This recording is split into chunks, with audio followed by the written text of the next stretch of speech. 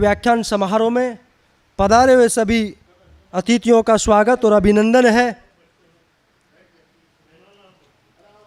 हमारे बीच में दिल्ली विधानसभा के पूर्व विधानसभा अध्यक्ष आदरणीय योगानंद शास्त्री जी, आप मंच पे पधारे, आपका भी स्वागत अभिनंदन है। दिल्ली कैंट के पूर्व विधायक हमारे बड़े भाई सुरेंद्र कमांडो जी, आपका भी स्वागत और अभिनंदन है। लोकप्रिय अभिनेत्री आदमपुर से भाजपा की पूर्व प्रत्याशी रही सोनाली फोकाट जी भी वो आपके बीच में कुछ ही क्षणों में उपस्थित होने वाली है, उनका भी स्वागत और अभिनंदन है। हमारे बीच में दिल्ली देहात के 360 गांवों के प्रधान और हमारे पिता के समान जिनका आशीर्वाद हमेशा मिलता रहा है, आदरणीय चौधरी रामकरण जी प्रधान जी, आपका भी स्वागत और अभिनंदन है। हमारे बीच में हमारी बड़ी बहन इतिहासकार डॉक्टर अमृता सिंह जी, आपका भी स्वागत और अभिनंदन है इस जाट पार्लियामेंट के वर्चुअल संवाद समारोह में।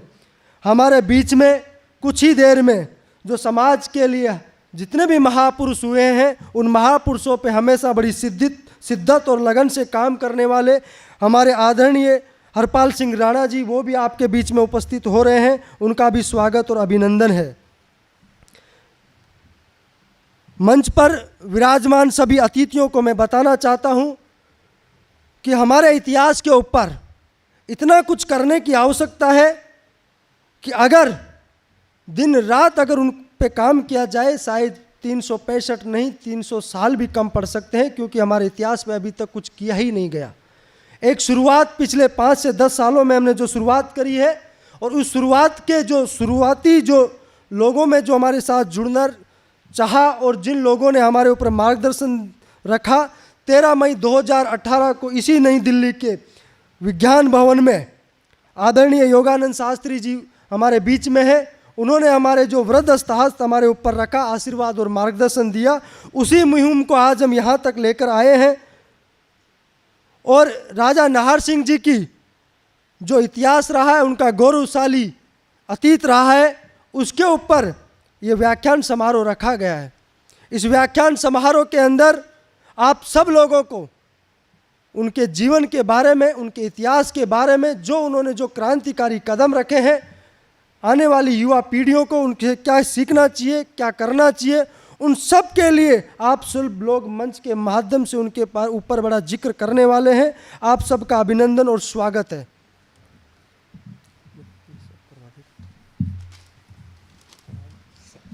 वल्लभगढ़ नरेश राजा नाहर सिंह जी की स्मृति में दिल्ली विधानसभा के पूर्व अध्यक्ष, पूर्व मंत्री, इतिहासकार परम आदरणीय योगानंद जी शास्त्री जी के स्वागत के लिए मेरे बड़े भाई PS कलवानिया और रामोतार पलसानिया से निवेदन है कि वो बुक्के व दुपट्टा पहनाकर उनका स्वागत करें।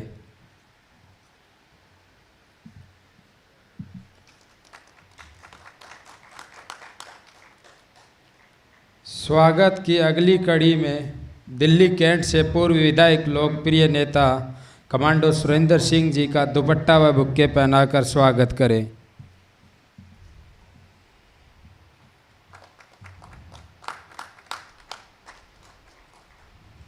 स्वागत की अगली कड़ी में 360 गांवों के प्रधान चौधरी रामकरण जी का भी पुष्प गुच्छ दुपट्टा पहनाकर उनका स्वागत करें।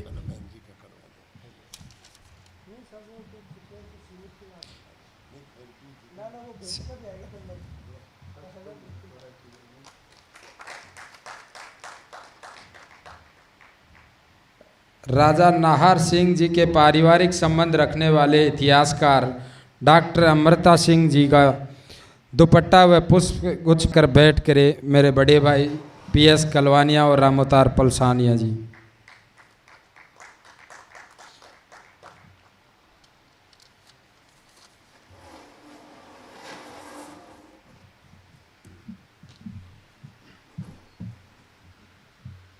वल्लभगढ़ नरेश राजा नाहर सिंह जी के महानतम जीवन संघर्ष पर आयोजित वर्चुअल स्मृति व्याख्यान समारोह में पधारे सभी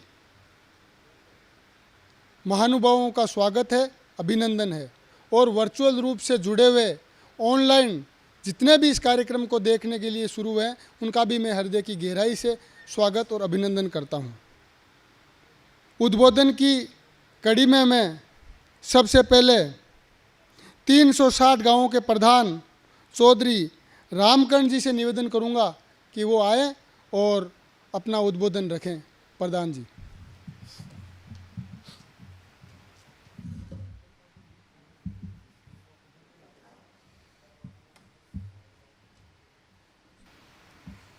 आज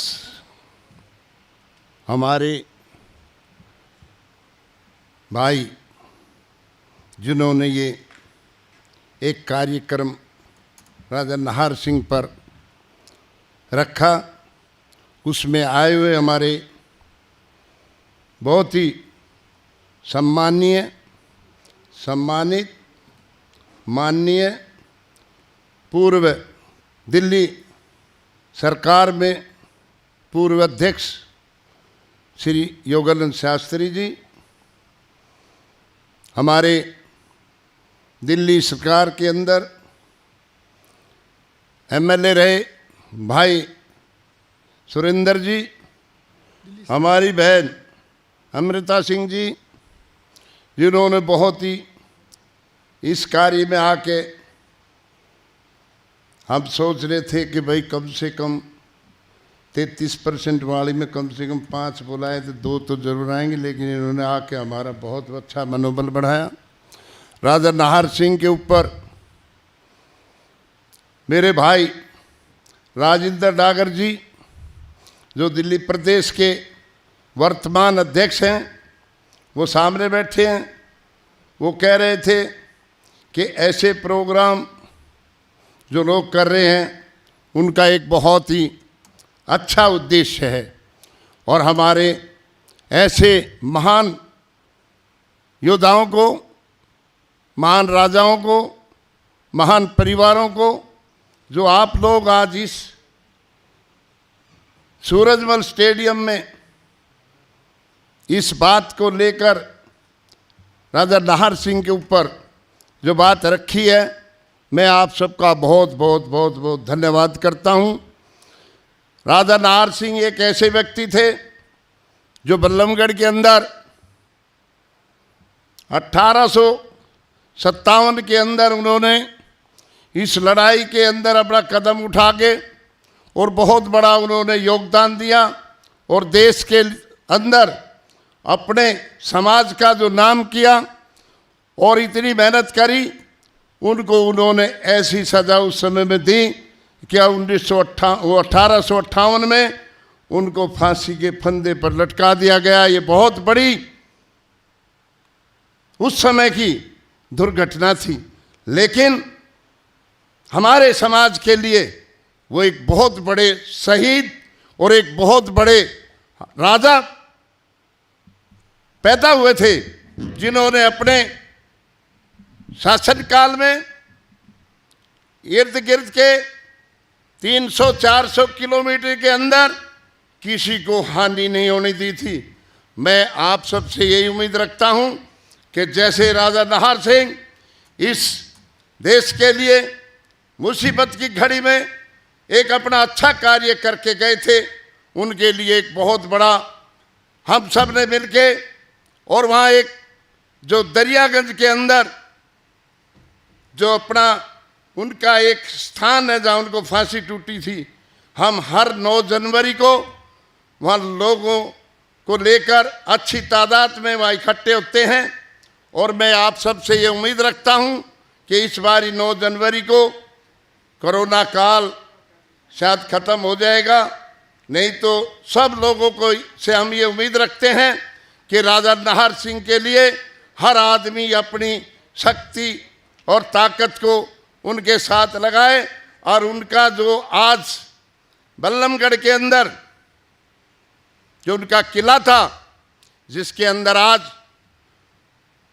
हमारा जो सिस्टम एक मंत्रालय है, जिस मंत्रालय के अंदर उसको ऐसी जगह दे रखी है कि हम उसका नाम नहीं लेना चाहते, लेकिन हम चाहते हैं कि उनके नाम से उस राजा के महल में एक बहुत बड़ा संग्रहालय बने, उनकी जो पुरानी वस्तुएं हैं, जो पुराने उनके कार्यक्रम थे, उनके बारे में हमारे समाज के लिए वहाँ दिखाए जाएं। मैं आप सब से यही उम्मीद रखता हूँ कि राजा नाहर सिंह के लिए आप सब मिलके और वहाँ जरूर एक बड़ा संग्रहालय बनवाएं, जिससे आने वाले हमारे अगली पीढ़ियों को ये पता लगे कि राजा नाहर सिंह क्या चीज़ थे।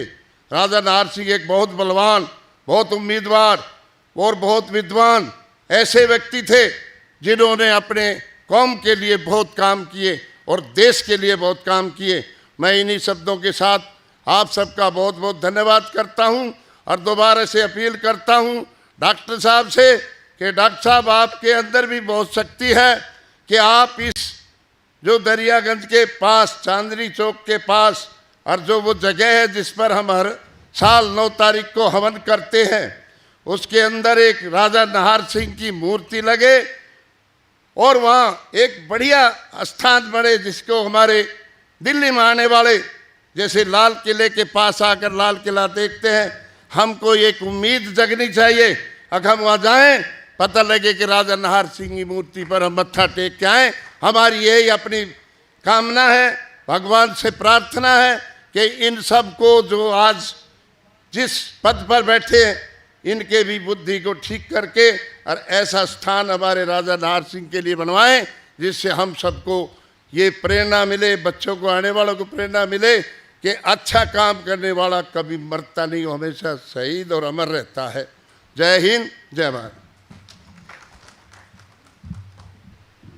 प्रधान जी, आपने जो विचार रखे हैं राजा नाहर सिंह जी के प्रति, उनके विचारों को, उनकी सोच को हम जनमानस तक लेकर जाएंगे और इस प्रोग्राम का उद्देश्य यही है कि जितने भी इतिहासकार हमारे समाज पे जिन्होंने काम किया है, उन इतिहासकारों के साथ मिलकर के, उन विचारकों के साथ मिलकर, उन विद्वानों के साथ मिलकर के हमारे जितने भी समाज के जो महापुरुष रहे हैं, उनकी सोच को, उनके गौरवशाली इतिहास को हम आगे आने वाली पीढ़ियों तक उसको लेकर जाएं। इसी सोच और इसी उम्मीद के साथ ये कार्यक्रम हो रहा है। अगली कड़ी के अंदर हमारे अजीज मित्र, हमारे बड़े भाई, दिल्ली कैंट के लोकप्रिय पूर्व विधायक सुरेंद्र कमांडो जी को मैं आमंत्रित करता हूं। वो भी समाज की सरदारी को, जो वर्चुअल माध्यम से जुड़ रही है, उस सरदारी को संबोधित करे और अपने विचार अपने इतिहास के ऊपर, अपने अतीत के ऊपर रखे। आदरणीय सुरेंद्र कमांडो जी।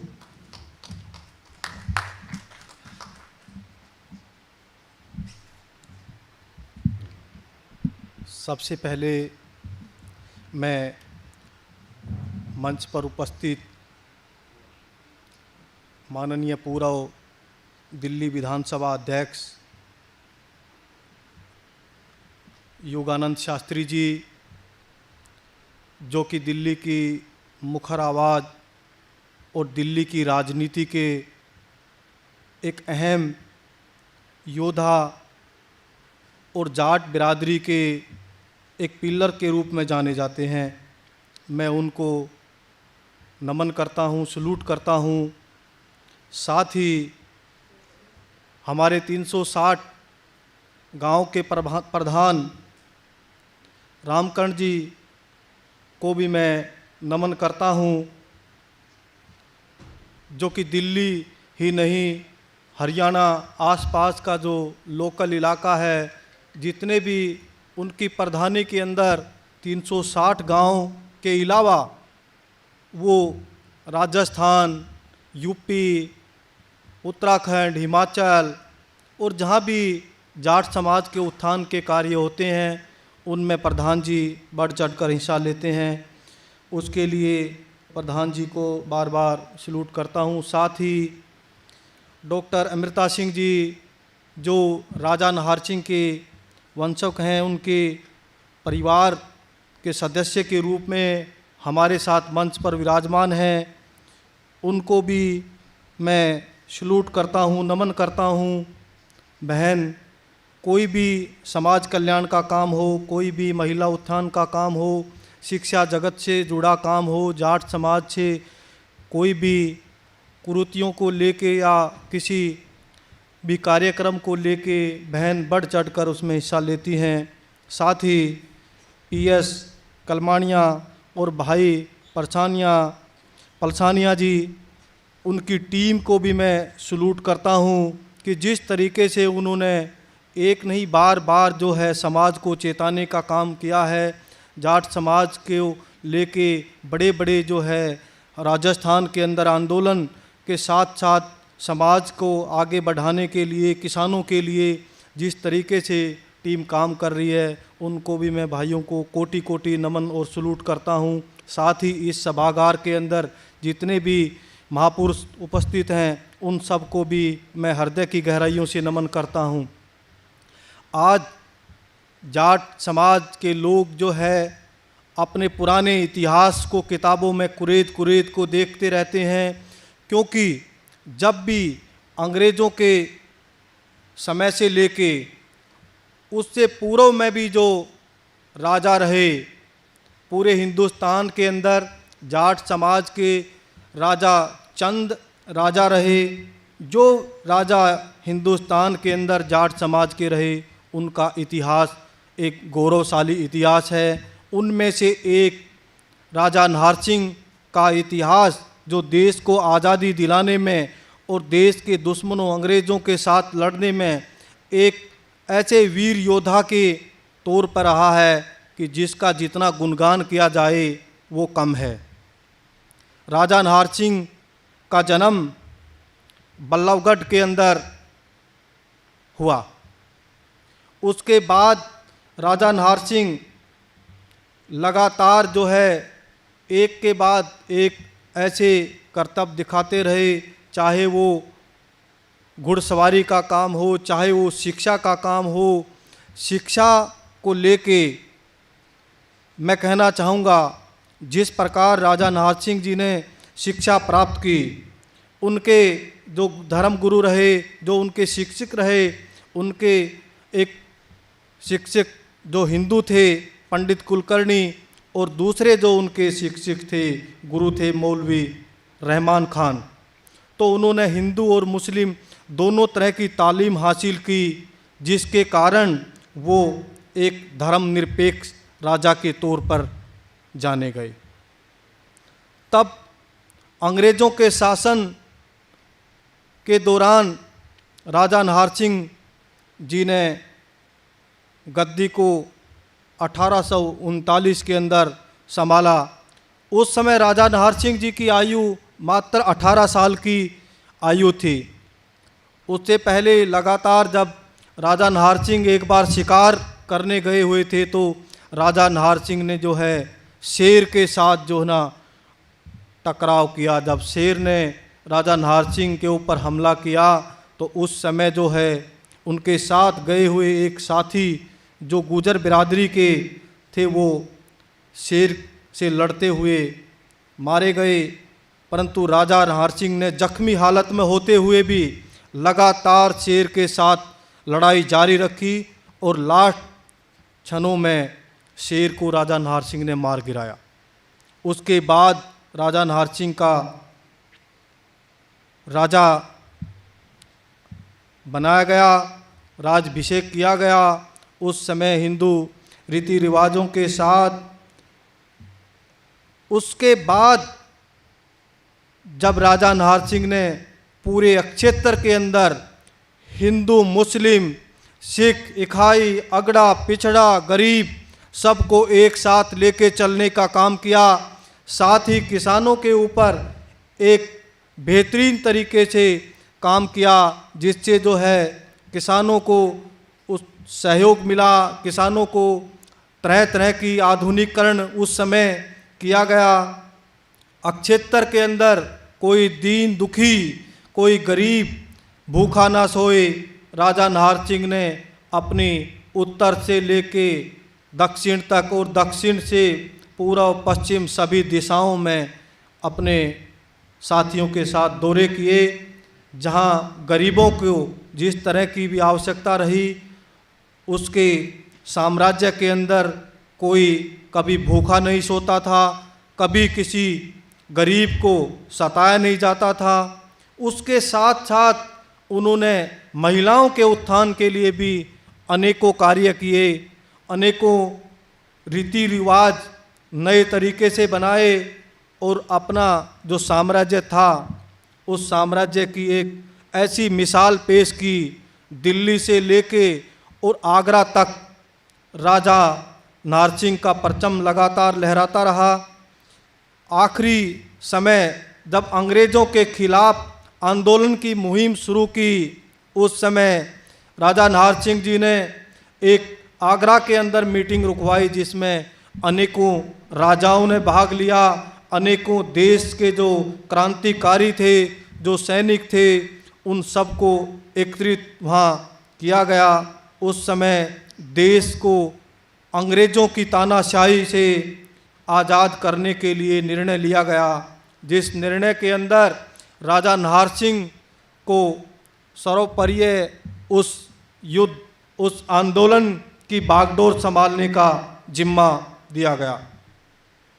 उसके बाद लगातार जो है अंग्रेज़ों के खिलाफ मुहिम तेज कर दी गई और 1857 के दौरान उस क्रांति को, उस समय मैसेज, उस समय मोबाइल, उस समय इस तरह की सुविधाएं नहीं थी। जितने क्रांतिकारी थे एक दूसरे तक उसका मैसेज पहुंचने से पहले, उस क्रांति के अंदर समय से पहले उसका आंदोलन जो है मेरठ से शुरू कर दिया गया मंगल पांडे जी के द्वारा। तो अंग्रेज़ों ने उस आंदोलन को उस समय रोकने का, कुचलने का काम किया, परंतु लास्ट उस समय जो साम्राज्य था, दिल्ली की गद्दी के ऊपर बहादुर शाह जफ़र थे और उनके बहादुर शाह जफ़र के जो है ना बहुत ही करीबी माने जाने वाले और जो है अच्छे योद्धा और लड़ाके के रूप में राजा नाहर सिंह को माना जाता था, जिसके कारण राजा नाहर सिंह की हर बात को उसके साथ, हर सहमति के साथ सहमति बादशाह की हमेशा रहती थी। तब अंग्रेज़ों ने दिल्ली का घेराव किया और लगातार जब लड़ाई चलती रही, उससे पहले जब दिल्ली पर अटैक करने की बात आई तो मौजूदा उस समय के जो है पंजाब के आयुक्त थे जॉन लॉरेन, उन्होंने जो है ना अपने बॉस जो है जनरल लॉरेंस कैनिंग को कहा एक पत्र के माध्यम से कि जब तक राजा नाहर सिंह की सेना और राजा नाहर सिंह और दिल्ली के चारों तरफ जाटों का अक्षेत्र है, इस अक्षेत्र के अंदर हम दखलंदाजी नहीं दे सकते। जब तक हमारे पास अन्य फौजें इंग्लैंड और चाइना और अन्य देशों से जब तक हमारे पास सेनाएं नहीं पहुंचेगी, हम राजा नाहर सिंह से नहीं टकरा सकते हैं। राजा नाहर सिंह का जो युद्ध कला और युद्ध लड़ने की जो घेराबंदी की जो ताकत थी, उससे टकराने की अंग्रेज़ों की हिम्मत नहीं हो रही थी। जब बाहर से सेनाएं आने के बाद जब अटैक किया गया दिल्ली के अंदर उत्तर साइड से, कश्मीरी गेट साइड से, तो उस समय जो है बादशाह को घेर लिया गया, उसके लड़कों को भी मारा गया।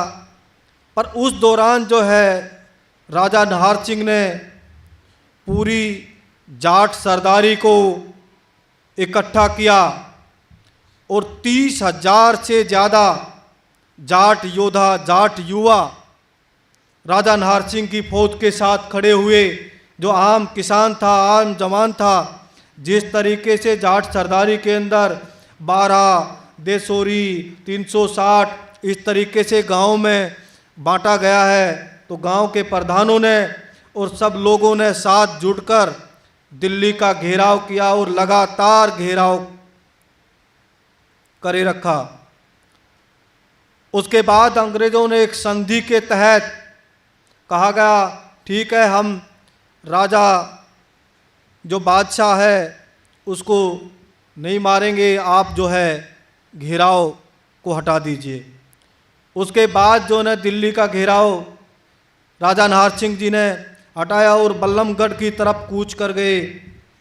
बल्लमगढ़ में जाने के बाद जो है अंग्रेज़ों ने एक षड्यंत्र के तहत राजा नाहर सिंह को संधि करने के लिए बुलाया गया और उनको दिल्ली के अंदर जो है गिरफ्तार कर लिया जाता है। और गिरफ्तार करने के बाद उनको कहा,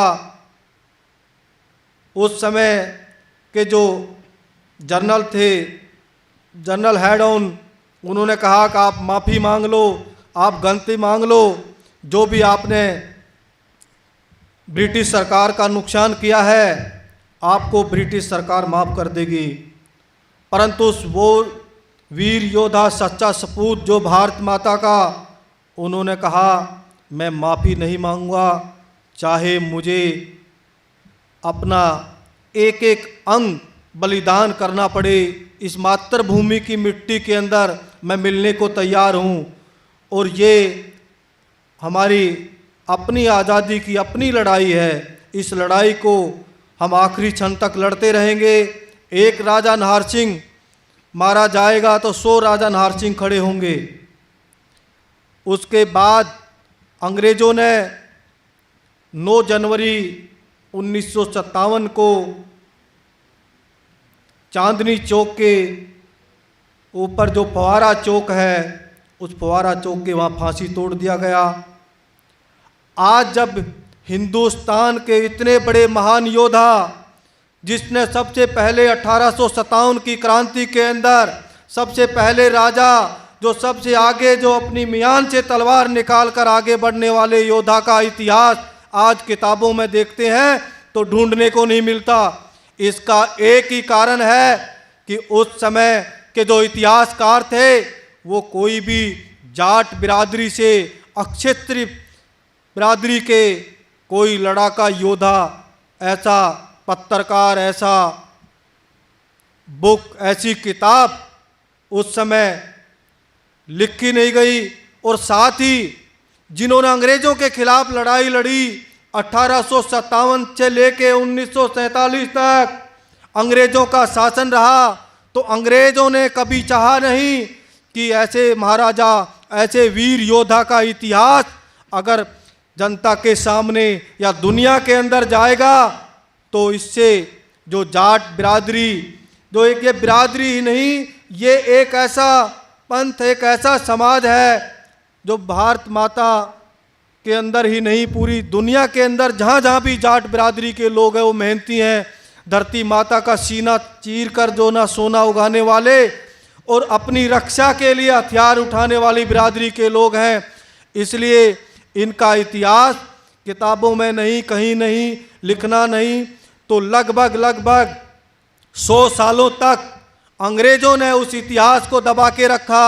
उसके बाद आने वाले टाइम के अंदर कोई ऐसे जाट नेता या कोई जाट के पास या किसी बिरादरी के पास जो ऐसी सत्ता नहीं रही जो महाराजा नाहर सिंह के इतिहास को आगे बढ़ा सके। ऐसे वीर सपूत जिन्होंने उस क्रांति की मशाल को जलाया और उसके बाद जो है 1857 की क्रांति के बाद जो है लगातार वो मशाल जलती रही और देश जब तक वो मशाल जली तब तक लड़ाइयाँ चलती रही और देश आज़ाद हुआ। उसी के बल के, उसी के तरीके से, जिस तरीके से उन्होंने करीब 4 महीने तक अंग्रेजी सत्ता को बिल्कुल घुटने टिका के, झुका के रख दिया, उन्हीं की कदमों के ऊपर चलते हुए नेताजी सुभाष चंद्र बोस ने INA सेना का जो है ना एक गठन किया।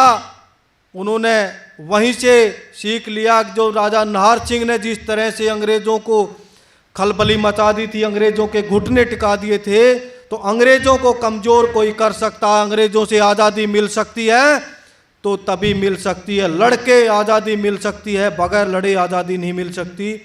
उस आज़ादी के योद्धा और उस जाट बिरादरी के हर युवा, हर नौजवान, हर माँ को मैं सलूट करता हूँ, सलाम करता हूँ कि इस बिरादरी के अंदर ऐसे ऐसे योद्धा पैदा हुए। और उस समय से पहले से लेके आज भी जो है हिंदुस्तान के इतिहास के अंदर, हिंदुस्तान के योद्धाओं के अंदर 10% की भूमिका जाटों की है।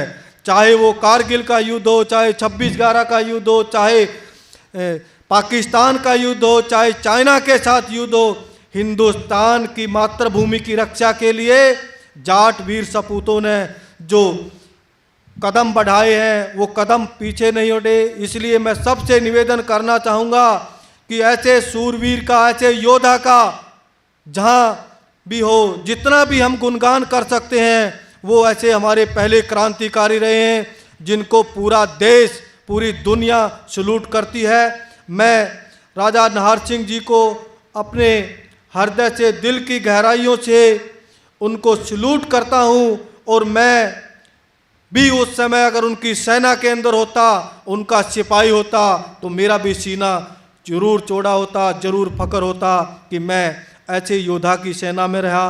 परंतु आज भी जो देश की सेना है, उन्हीं राजाओं की, उन्हीं योद्धाओं की सेना है। मैं अपने आप को गौरवी महसूस करता हूं कि मैंने इस बिरादरी के अंदर जन्म लिया और भारतीय सेना के अंदर जाने का अवसर प्राप्त हुआ।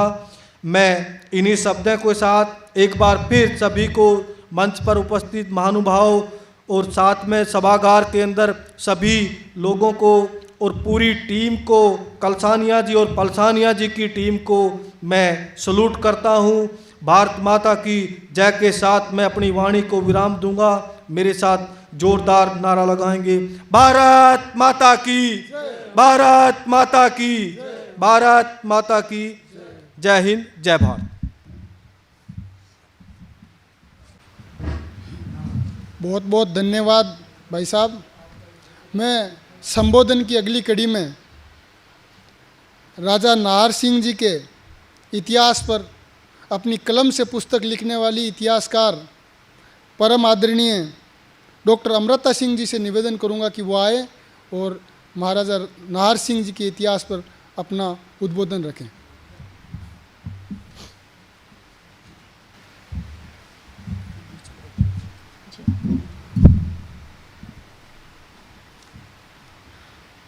आज के कार्यक्रम में मुझे यहाँ पर आमंत्रित करने के लिए सबसे पहले मैं आज के कार्यक्रम के आयोजक श्री राम अवतार पलसानिया जी का बहुत बहुत धन्यवाद देना चाहूँगी।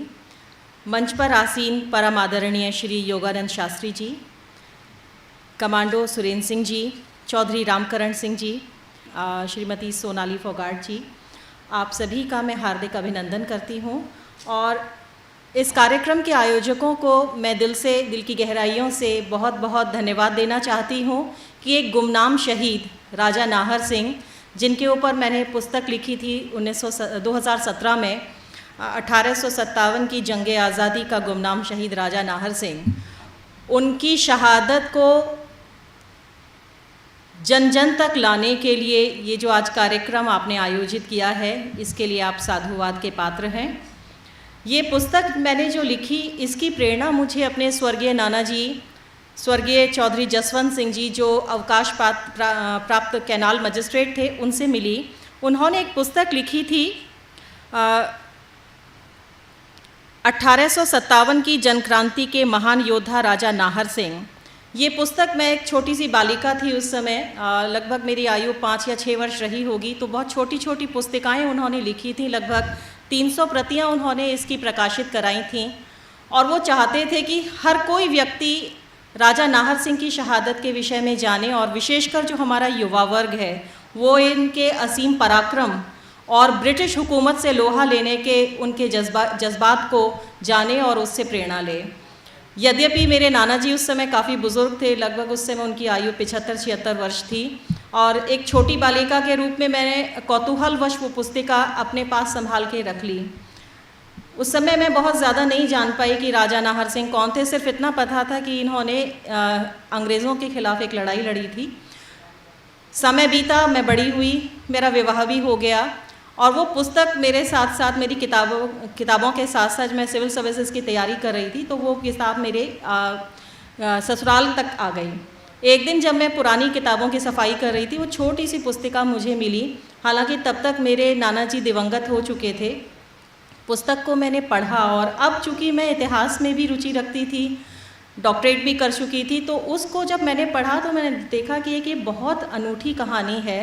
हम लोग महाराणा प्रताप के विषय में जानते हैं, महारानी लक्ष्मीबाई के बारे में जानते हैं, शहीद भगत सिंह के बारे में जानते हैं, और 1857 के न जाने कितने ऐसे हमारे वीर हैं जिनके बारे में जानते हैं। लेकिन मुझे बड़ा आश्चर्य हुआ कि कभी भी मैंने राजा नाहर सिंह का किसी भी पाठ्य पुस्तक में या इतिहास के किसी भी ग्रंथ में कहीं पर कोई उल्लेख नहीं पढ़ा। तो उसी समय मैंने निर्णय किया कि मैं जब भी मुझे समय मिलेगा मैं राजा नाहर सिंह जी के ऊपर एक रिसर्च करूंगी, और प्रॉपरली रिसर्च करने के बाद मैं इन पर पुस्तक लिखूंगी। बराबर मैं प्रयास करती रही, लेकिन कभी कोई विशेष समय नहीं मिल पाया मुझे। लेकिन इसी बीच 2015 में मेरी पोस्टिंग आजमगढ़ मंडल हुई। तो आजमगढ़ जब मेरी पोस्टिंग हुई तो मैं गाज़ियाबाद, मेरा परिवार है, तो मैं यहाँ से चांदनी चौक के पास हमारी पुरानी दिल्ली रेलवे स्टेशन है, वहाँ से मुझे ट्रेन मिलती थी। तो मुझे लगा कि चांदनी चौक पर मुझे बताया गया था कि एक उनकी छोटी सी समाधि बनी हुई है। तो मैं थोड़ा जल्दी निकल आती थी और मैं उस जगह पर ढूंढा करती थी वो समाधि आखिर है कहाँ पर। कई लोगों से भी मैंने पूछताछ की, कई घंटे मैंने उस स्थान पर बिताए। ट्रेन बाद में पकड़ती थी, 3-4 घंटे पहले ये रिसर्च करती थी। लगभग 1 साल मुझे बीत गया, मुझे वो जगह नहीं मिली। ये बात है करीब 11 जनवरी 2015 की। तो मुझे अचानक से एक बैनर लगा हुआ मिला जिसमें हमारे श्री चौधरी हरपाल सिंह राणा जी और एक संयोजक है वहाँ पे तेवतिया जी, उनका एक बैनर मिला कि वो जन्मोत्सव मना चुके थे रादर। तो मैंने उनके संपर्क सूत्र पर संपर्क किया। उन्होंने मुझे बताया कि आप कौन हैं और क्यों इनके बारे में पूछताछ कर रही हैं। मैंने उन्हें परिचय दिया और बताया कि मेरे नाना जी ने इनके विषय में पुस्तक लिखी है और मैं इनके समाधि स्थान को ढूंढ रही हूँ। तो इसमें हमारे तेवतिया साहब आए और उन्होंने मुझे वो जगह दिखाई जहाँ पर राजा नाहर सिंह जी की समाधि है और जहाँ उनको फांसी पर चढ़ाया गया था। ये गुरुद्वारा शीशगंज के नीचे एक छोटी सी चौकी बनी हुई है, ये चौक फवारा के पास, वहाँ एक चौक बना हुआ था छोटा सा 2x2 का। और मैंने देखा कि वहाँ पर रिक्शे तांगे वाले बैठ करके बीड़ी सिगरेट पी रहे थे और वहाँ पर नगर निगम की, आपकी जो दिल्ली नगर निगम है उसकी एक कूड़ा उठाने वाली जो गाड़ी होती है हाथ से खींचने वाली, वो भी वहीं पर झाड़ू समेत रखी थी। बड़ा दुख हुआ कि इतने बड़े शहादत इनके हुई और उनके समाधि का ये हश्र हो रहा है। उसी क्षण मैंने निर्णय किया कि मैं लाइब्रेरीज़ में जाके पहले डेटा कलेक्ट करती हूँ, रिसर्च डेटाज, और उसके बाद फिर मैं इस पर जो है पुस्तक क्रमबद्ध तौर पर लिखती हूँ। अगले 6 माह मैंने पूरी तरह से इसी पर काम किया और आज हमारे बीच में नहीं हैं हमारे महाराजा सूरजमल संस्थान के प्रेसिडेंट डॉक्टर मलिक साहब। उन्होंने इसमें मेरी काफ़ी मदद की।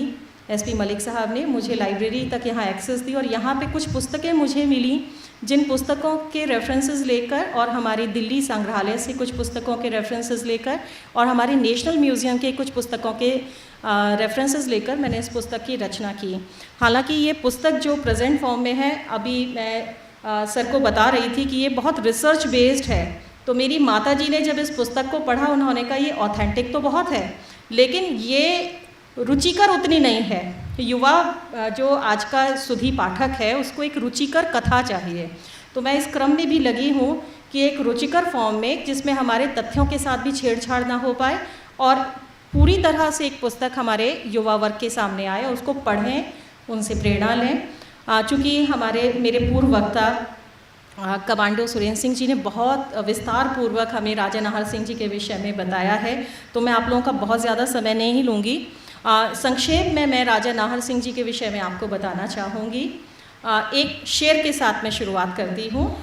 फ़ना होने की इजाज़त ली नहीं जाती, फ़ना होने की इजाज़त ली नहीं जाती, ये वतन की मोहब्बत है जनाब, पूछ के की नहीं जाती। ये तो हो जाती है। राजा नाहर सिंह जी के विषय में कुछ भी बताना सूर्य को दीपक दिखाने के समान है और हम सब जानते हैं कि भारत का इतिहास वीर पुरुषों की गौरव गाथाओं से भरा पड़ा है। मैं आपको वापस लेके जाती हूँ 1857 में। 1857 जिसको हम पहली जंग आज़ादी या प्रथम स्वाधीनता संग्राम भी बोलते हैं, ये वो समय था जब ब्रिटिश हुकूमत बंगाल से विस्तार करती करती दिल्ली तक आ पहुंची थी और कुछ एक रियासतें थीं जो अभी तक स्वाधीन थीं और पुरजोर कोशिश में लगी हुई थी कि किसी भी तरह से हिंदुस्तान में ब्रिटिश हुकूमत के पैर न जम पाए। दिल्ली से मात्र 20 मील की दूरी पर फरीदाबाद के पास बल्लभगढ़ की एक छोटी सी जाट रियासत थी और वहाँ के तत्कालीन राजा नाहर सिंह जी थे। जैसा कि मेरे पूर्व वक्ता ने बताया कि नाहर सिंह जी का नाम पूर्व में नरसिंह था, लेकिन चूंकि उन्होंने एक शेर का वध किया था और शेर का वध करने के कारण उनके शौर्य और उनके पराक्रम को देखते हुए उनकी माताजी ने, जो बसंत कौर जी थी, उनका नामकरण नाहर सिंह के रूप में किया। नाहर संस्कृत का शब्द है जिसका अभिप्राय होता है शेर। तो उनके पराक्रम हम देखते हैं बचपन से ही थे। बहुत कम आयु में उनके पिता का देहांत हो गया था, मात्र 9 वर्ष की अवस्था थी और उनकी माता उनकी संरक्षिका बनी और राजा नाहर सिंह ने अपनी गद्दी संभाली। लेकिन आप देख रहे थे कि जो उस समय का वातावरण था वो बहुत ही ज़्यादा मैत्रीपूर्ण नहीं था। इधर ब्रिटिश हुकूमत पैर फैला रही थी, उधर जो हमारे आंतरिक मामले थे, यानी कि जो राजा के जो सहयोगी थे वो भी राजा को अकेला या नवयुवक या छोटा सा जान करके उनके खिलाफ पैर फैला रहे थे। और जो उनके इर्द गिर्द कुछ लोग थे जो वित्त को देख रहे थे, उन्होंने उनके खजाने को विभिन्न प्रकार से लूटना खसोटना शुरू कर दिया था। तो इस प्रकार से राजा नाहर सिंह को एक लगभग खाली खजाना और बहुत सारे शत्रु कहना चाहिए हेरिडिटरी में मिले, लेकिन उन्होंने हिम्मत नहीं हारी। और जब 1857 में ब्रिटिश हुकूमत के खिलाफ बगावत का झंडा बख्त खां की अगुवाई में मेरठ में बुलंद किया गया तो एक उम्मीद की किरण फूटी। इधर बल्लभगढ़ की रियासत के राजा नाहर सिंह ने अपनी पूरी सैनिक ताकत और अपनी जो युद्ध कौशल है वो पूरा मैदान में झोंक दिया। राजा नाहर सिंह को तत्कालीन मुग़ल सम्राट बहादुर शाह ज़फ़र बहुत सम्मान की दृष्टि से देखते थे और कहा जाता है कि बादशाह के दरबार में दाहिने हाथ पर एक सिंहासन राजा नाहर सिंह के लिए अलग से लगता था और विशेषकर जो उनके सैनिक संबंधी जो भी उनकी स्ट्रैटेजीज़ होती थी उसमें वो उनसे परामर्श लिया करते थे। राजा नाहर सिंह पर उनका इतना अधिक विश्वास था कि उन्होंने राजा नाहर सिंह को दिल्ली की हिफाजत का पूरा जिम्मा भी सौंप दिया। अब जब जनरल हडसन जो कि दिल्ली की बागडोर संभाल रहा था, दिल्ली फतह करने की बागडोर, उसने देखा कि किसी भी प्रकार से राजा नाहर सिंह को नेस्तो नाबूद नहीं किया जा सकता, तो उसने छल कपट पूर्वक बहादुर शाह ज़फ़र के जो विश्वास पात्र थे उनको राजा नाहर सिंह के खिलाफ भड़काया कि राजा नाहर सिंह जो हैं वो अंग्रेज़ों के साथ संधि कर चुके हैं और उन पर विश्वास ना किया जाए। यद्यपि राजा नाहर सिंह पूर्ण रूप से वफादार थे और वो जानते थे कि अगर अंग्रेज़ों से मोर्चा लेना है तो कोई ना कोई एक नेता हमारे स्वाधीनता संग्राम में होना चाहिए। और चूँकि ब्रिटिश हुकूमत के खिलाफ मुग़ल साम्राज्य का आखिरी जो चिराग था बहादुर शाह ज़फ़र, वो एक नेता के रूप में इस्तेमाल किया जा सकता था। तो राजा नाहर सिंह चाहते थे कि किसी भी प्रकार बहादुर शाह ज़फ़र के नेतृत्व में ये मोर्चा संभाला जाए और इस काम को उन्होंने बखूबी अंजाम भी दिया। आगरा से जितनी भी आगरा छावनी से चल कर के जो भी अंग्रेज़ी फोर्सेस आती थीं, दिल्ली की तरफ कूच करती थीं, उनको घुसने से पहले ही राजा नाहर सिंह कत्ल कर देते थे, मार काट करके, और उसको जो दक्षिण साइड थी वहाँ से पूरी तरह से इन्होंने महफूज किया हुआ था। उस बीच जो जनरल हडसन था उसने ये प्लान बनाया कि हम लोग दक्षिण की ओर से तो कभी भी दिल्ली पर फतह प्राप्त नहीं कर सकते, इसलिए पश्चिम की ओर से कश्मीरी गेट की साइड से इन्होंने फतह करने का प्लान बनाया। यद्यपि राजा नाहर सिंह को भी इसकी भनक लग गई थी और उन्होंने बहादुर शाह ज़फ़र को इसके विषय में सचेत किया कि आप पश्चिमी सीमा को मजबूत करिए, दक्षिण और पूर्व को मैंने संभाला हुआ है।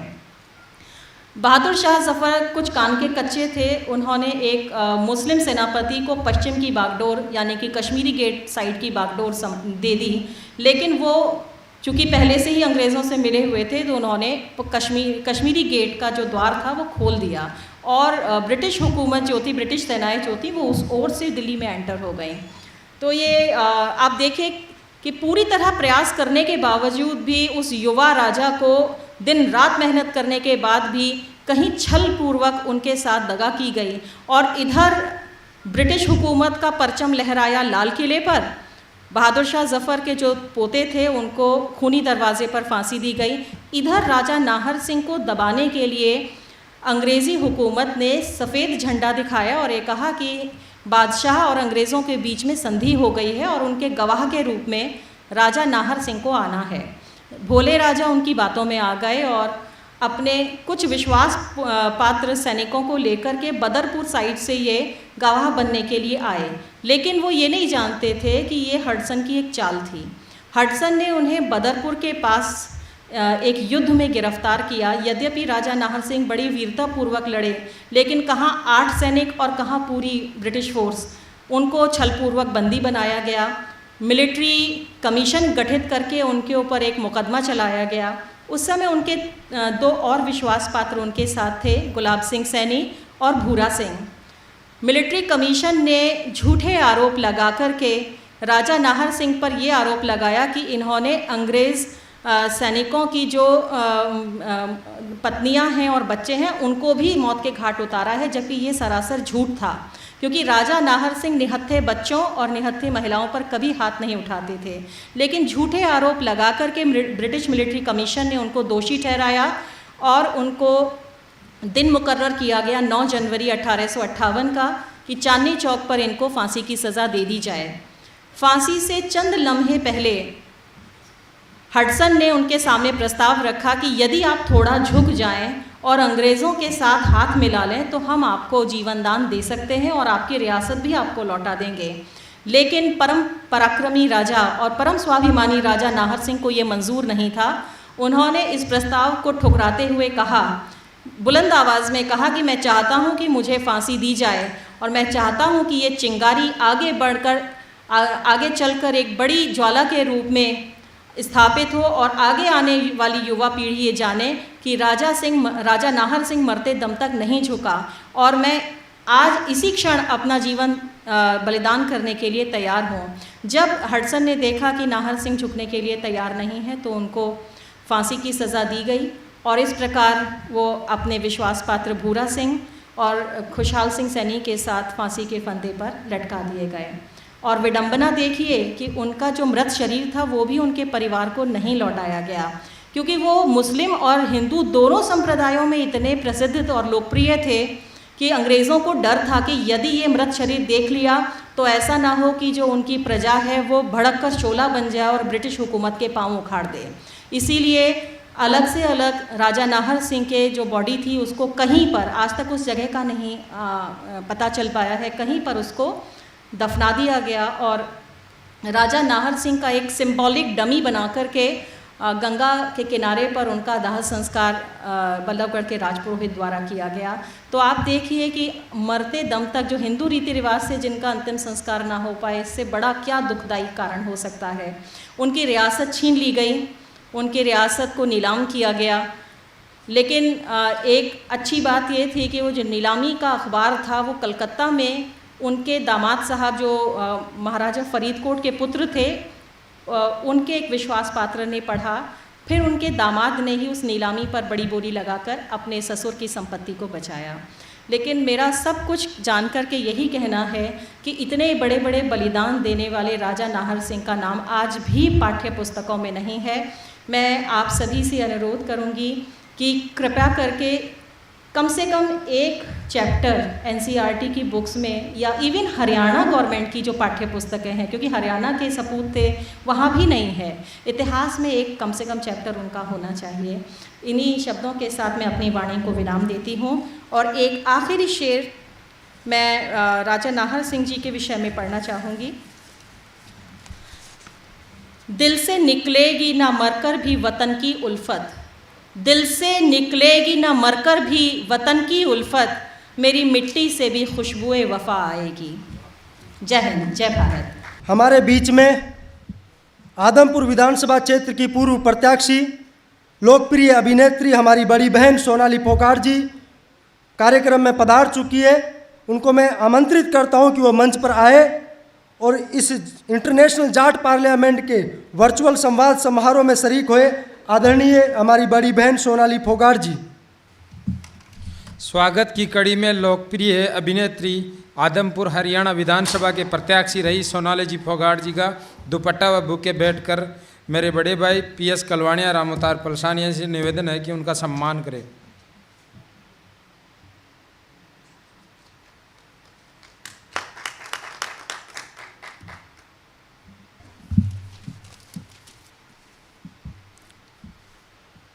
संबोधन की अगली कड़ी में मैं आमंत्रित करता हूं दिल्ली प्रदेश की आवाज़ और अपने समाज के बहुत वरिष्ठ इतिहासकार, जिनको ये कहें कि विकिपीडिया ऑफ जाट समाज, आदरणीय योगानंद शास्त्री जी, जिन्होंने हर प्रत्येक महापुरुष पे एक बुलंद आवाज़ के रूप में, एक बड़ी सोच के रूप में, और वो कहे कि एक बहुत बड़े इतिहासकार के रूप में, समाज के हर तबके के रूप में अपने महापुरुषों की आवाज़ को बुलंद किया है। आदरणीय योगानंद शास्त्री जी, आप आए और इस वर्चुअल संवाद के माध्यम से जाट सरदारी को संबोधित कर दिए। आदरणीय योगानंद शास्त्री जी।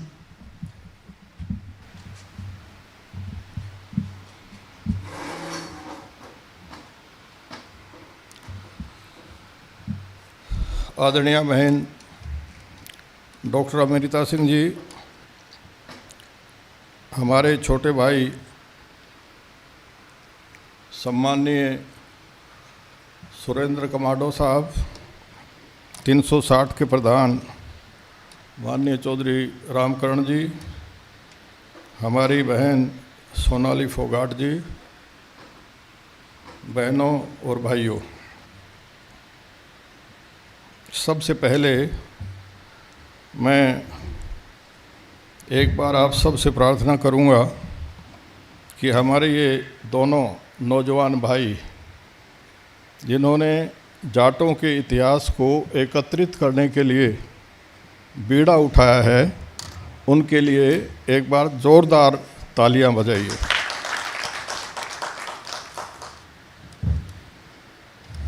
हिंदुस्तान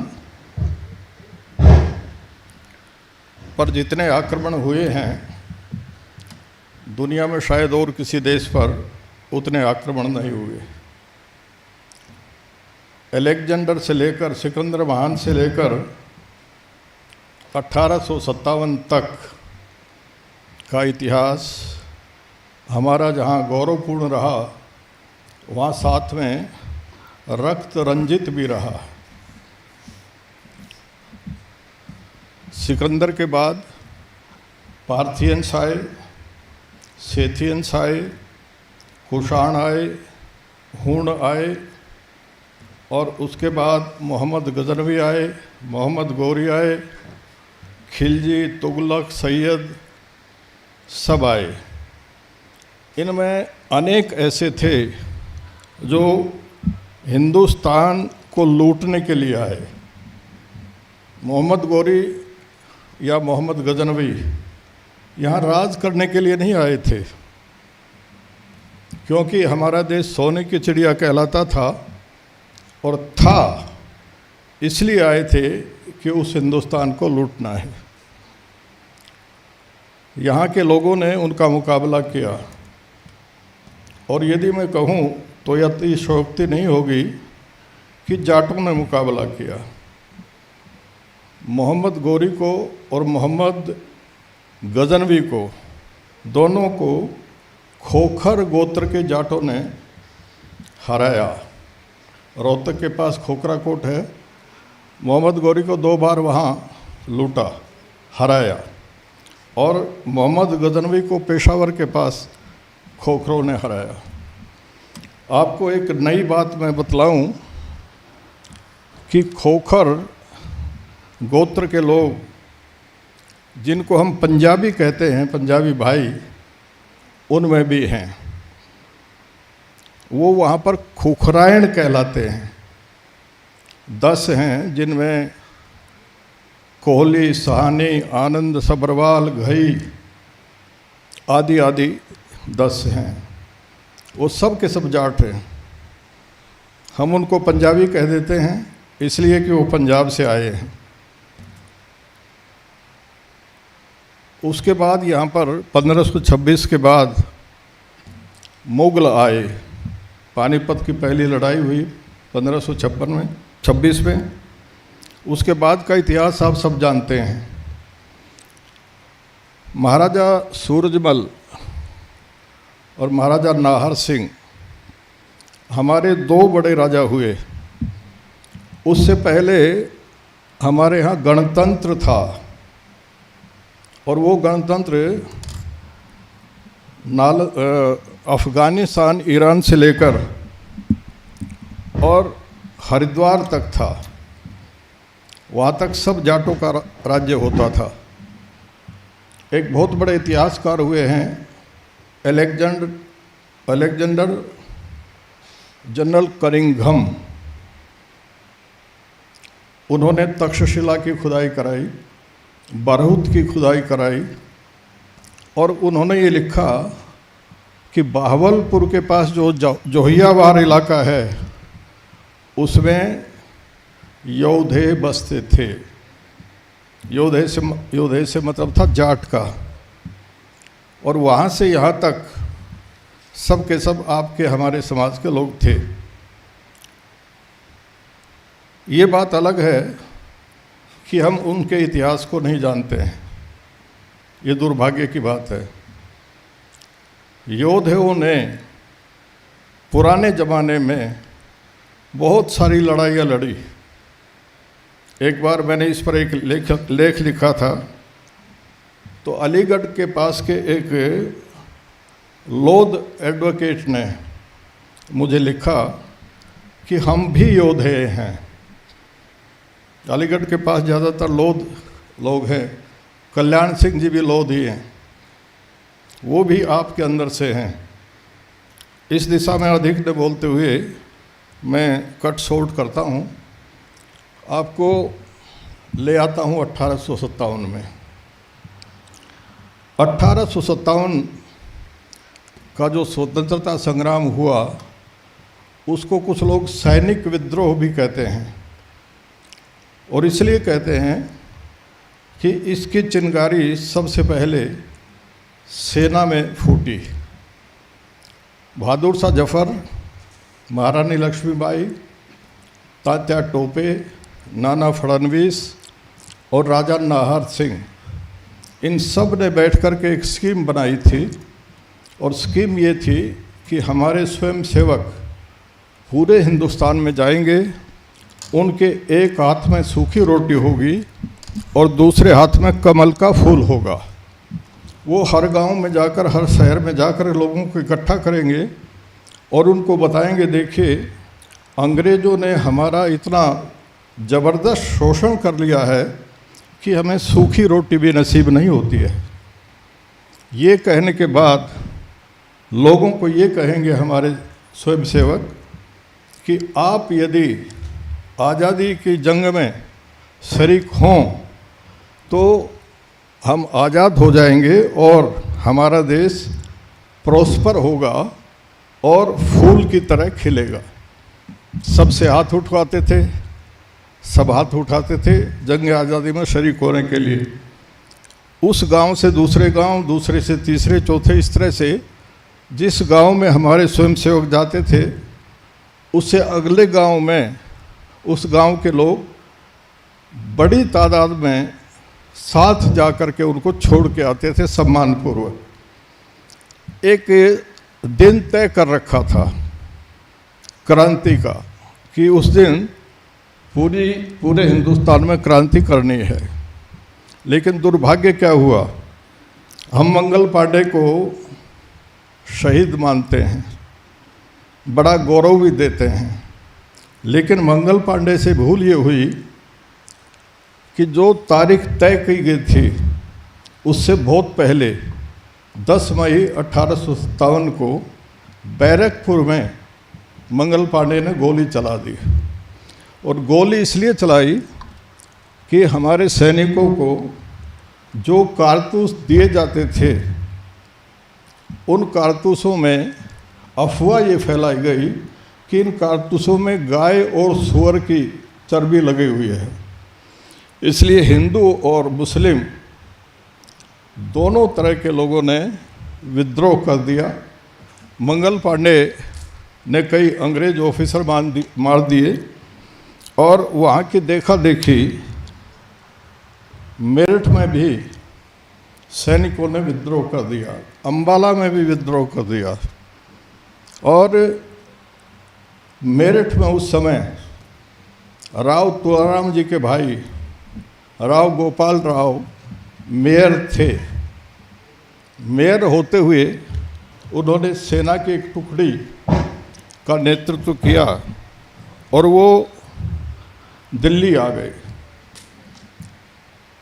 दिल्ली पर चढ़ाई की, अंग्रेज़ों के साथ बड़ा भयंकर युद्ध हुआ, लेकिन हमारे सैनिक जीत गए और लाल किले पर कब्जा कर लिया। अंग्रेज़ों को लाल किले से निकाल दिया। अंग्रेज़ों को आप जानते हैं यूनिवर्सिटी के पास जो पहाड़ी है वहाँ तक सीमित कर दिया। 2 महीना तक बहादुर शाह जफ़र का फिर शासन रहा, दोबारा से हिंदुस्तान का सम्राट कहलाया। और जब अंग्रेज़ों को निकाल दिया गया तो राव गोपाल राव ने कहा जफ़र साहब से कि आप लाल किले के कोने में क्यों डूब के पड़े हैं, बाहर निकलिए, पूरा हिंदुस्तान आपके साथ है। उनको हाथी पर बैठाया और फतेहपुरी मस्जिद तक उनको जलूस के रूप में ले गए। लाखों लोगों ने फूल बरसाए और एक तरह से ऐसा माहौल हो गया जैसे हिंदुस्तान अंग्रेज़ों से आज़ाद हो गया है।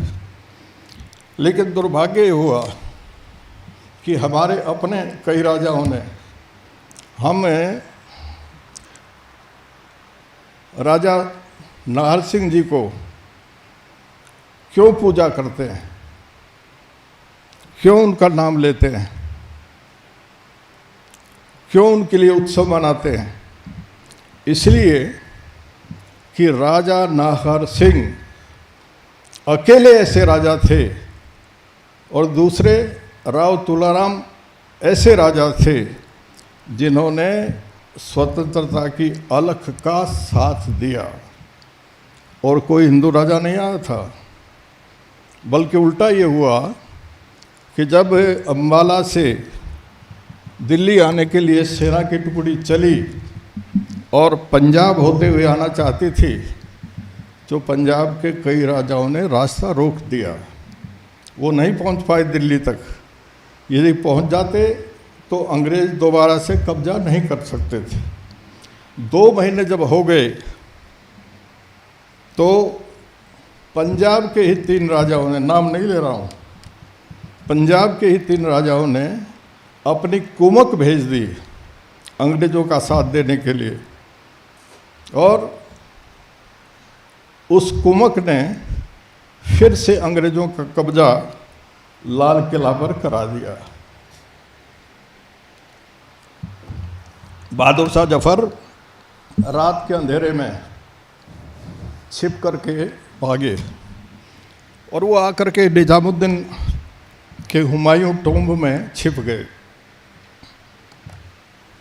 नाहर सिंह जी को पता चला, वो आए और कहा, जफ़र साहब आप हमारे यहाँ चलिए, आपका कोई बाल बांका नहीं कर सकेगा। लेकिन जफ़र नहीं गए। क्यों नहीं गए? कि उन्हीं के दरबार का एक व्यक्ति जिसका नाम इलाही बख्श था, उसने कहा नहीं महाराज बादशाह, हम अंग्रेज़ों से बात कर रहे हैं और अंग्रेज़ इस बात के लिए तैयार हो रहा है कि वो आपको हिंदुस्तान का बादशाह मानेगा और मोटी पेंशन आपको देगा। इस लालच में और इस बहकावे में जफ़र साहब बल्लभगढ़ नहीं गए। यदि बल्लभगढ़ चले जाते तो हिंदुस्तान का इतिहास ही दूसरा होता। खैर, बहादुर शाह के दोनों लड़के पकड़े गए, अंग्रेज़ों ने पकड़ दिए। बहन जी जैसा बतला रही थी, कैप्टन हडसन ने दोनों की हत्या कर दी गोली मार करके। कुछ इतिहासकारों का कहना यह है कि उन दोनों का सर कलम किया गया और थाली में रख करके कपड़ा ढका और बादशाह के सामने रख दिया। उद्देश्य ये था कि बादशाह अपने दोनों बच्चों का सर देख करके पिघल जाएंगे, माफ़ी मांग लेंगे और फिर उसके बाद पूरा हिंदुस्तान हमारा होगा। कपड़ा हटाया गया। एक हिंदू सैनिक से एक शेर कहलवाया बहन जी, पहले से उसको बतला रखा था और शेर कहा उसने, दम दमे में दम नहीं है, खैर मांगो जान की, हो चुकी बस हो चुकी तेग हिंदुस्तान की। आप देखिए, बूढ़ा व्यक्ति जफर सामने दोनों बेटों का सर कलम किया हुआ रखा हो तो टूटेगा या नहीं टूटेगा? नहीं टूटा। बहुत बड़ा शायर था, इसलिए उसी समय एक शेर बोल करके जवाब दिया, बाजियों गाजियों में बू रहेगी जब तलक ईमान की, तख्ते लंदन तक चलेगी तेग हिंदुस्तान की। जब ये बात सुनी अंग्रेज ने तो अंग्रेज समझ गया बूढ़ा मानने वाला नहीं है, गिरफ्तार कर लिया, रंगून भेज दिया। लेकिन उससे पहले जैसा बहन जी बतला रही थी, कमांडो साहब बतला रहे थे, पूर्व दिशा से राजा नाहर सिंह की वजह से दिल्ली में कोई प्रवेश नहीं कर सकता था, नहीं करा किसी ने भी प्रवेश। पश्चिमी गेट से प्रवेश किया दोबारा अंग्रेज़ों ने। और ये बात बहन जी ने भी कही है, ठीक है बिल्कुल, कि उनको धोखे से दिल्ली लाया गया और ये कह कर के लाया गया कि बादशाह के साथ अंग्रेज़ों की संधि होने वाली है और बादशाह ये चाहते हैं कि आप उपस्थित रहें। बोला जाट था, जाट बोले ही होते हैं, किसी की भी बात मान लेते हैं, जल्दी विश्वास कर लेते हैं। राजा नाहर सिंह जी ने भी विश्वास कर लिया, 500 अपने सैनिकों के साथ चल दिए घुड़सवारों पर। और जब बदरपुर के पास आए, देखिए हुमायूं टोम्ब काफ़ी आगे था, लेकिन बदरपुर के पास अंग्रेज़ सिपाही फौजी छिपे हुए थे। उन्होंने धोखे से नाहर सिंह जी को पकड़ लिया। उसके बाद क्या हुआ आप सब जानते हैं, मुझे कहने की ज़रूरत नहीं है। ऐसे नाहर सिंह जो वास्तव में नर नाहर थे, नाहर सिंह नाम क्यों पड़ा, बहन जी ने भी बतलाया, कमांडो साहब ने भी बतलाया, वो वास्तव में नाहर सिंह थे। नाहर थे, शेर थे, सिंह थे, और अंग्रेज उनके नाम से कांपते थे। इसलिए धोखा दे करके उनको पकड़ा और चांदनी चौक में सुबह होते फांसी दे दी। पूछा गया, अंतिम इच्छा पूछी जाती है जिसको भी फांसी दी जाती है, कि नाहर सिंह अपनी अंतिम इच्छा बतलाओ। तो क्या कहा, मेरी अंतिम इच्छा सबको बतला दीजिए जितने भी यहाँ खड़े हैं, कि मेरे द्वारा जलाई गई अग्नि की चिंगारी बुझने न पाए। लेकिन बहन जी अंग्रेज़ों ने लोगों को नहीं बताई ये बात कि कभी भड़क न जाएं, और उनको फांसी दे दी गई। नाहर सिंह जी का बहुत अधिक सम्मान था, मुग़ल दरबार में भी सम्मान था, और बहादुर शाह जफ़र उनको सोने की कुर्सी पर अपने साथ बिठाया करता था, और कुछ किसी को अधिकार नहीं था, ये केवल नाहर सिंह जी को ये अधिकार था। और इसलिए अधिकार था कि नाहर सिंह ढाल की तरह मुग़ल बादशाह के लिए खड़े रहते थे हर समय। और इसीलिए जो वज़ीर होते थे, चाहे बैरम खां रहे हों, चाहे सफदरजंग रहे हों, वो सब राजा नाहर सिंह जी और महाराजा सूरजमल के साथ मिलकर के चलते थे, उनका सम्मान करते थे। ऐसा समय भी एक आया जब नाहर सिंह जी महाराजा भरतपुर के पास गए, उन्होंने मदद की, और खाली मदद नहीं की, राजा नाहर सिंह को बल्लभगढ़ तक सीमित नहीं रहने दिया। उनके लिए फिरोजाबाद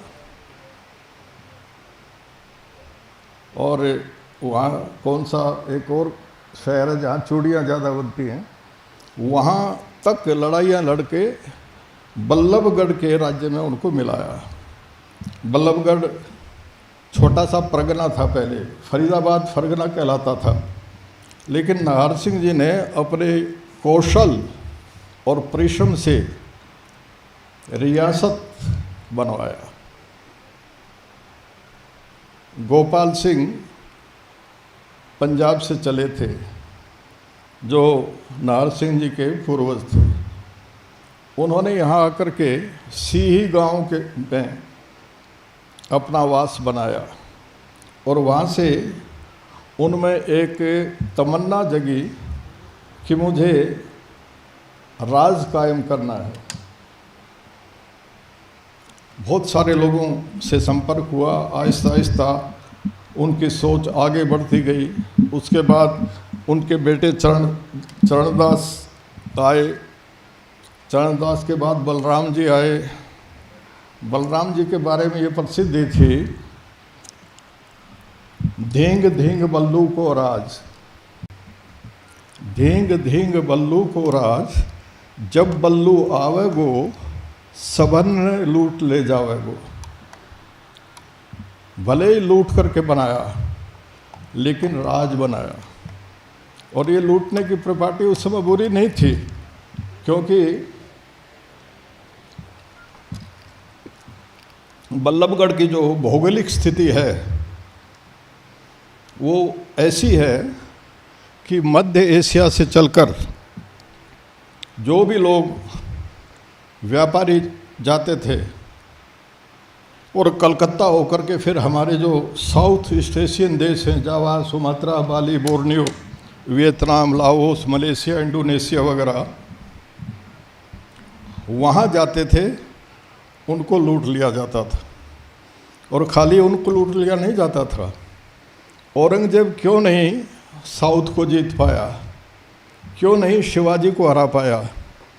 केवल इसलिए कि जब भी औरंगजेब दिल्ली से रसद लेकर चलता था तो वो बल्लभगढ़ और भरतपुर से आगे नहीं जा पाता था, उसकी रसद छीन ली जाती थी।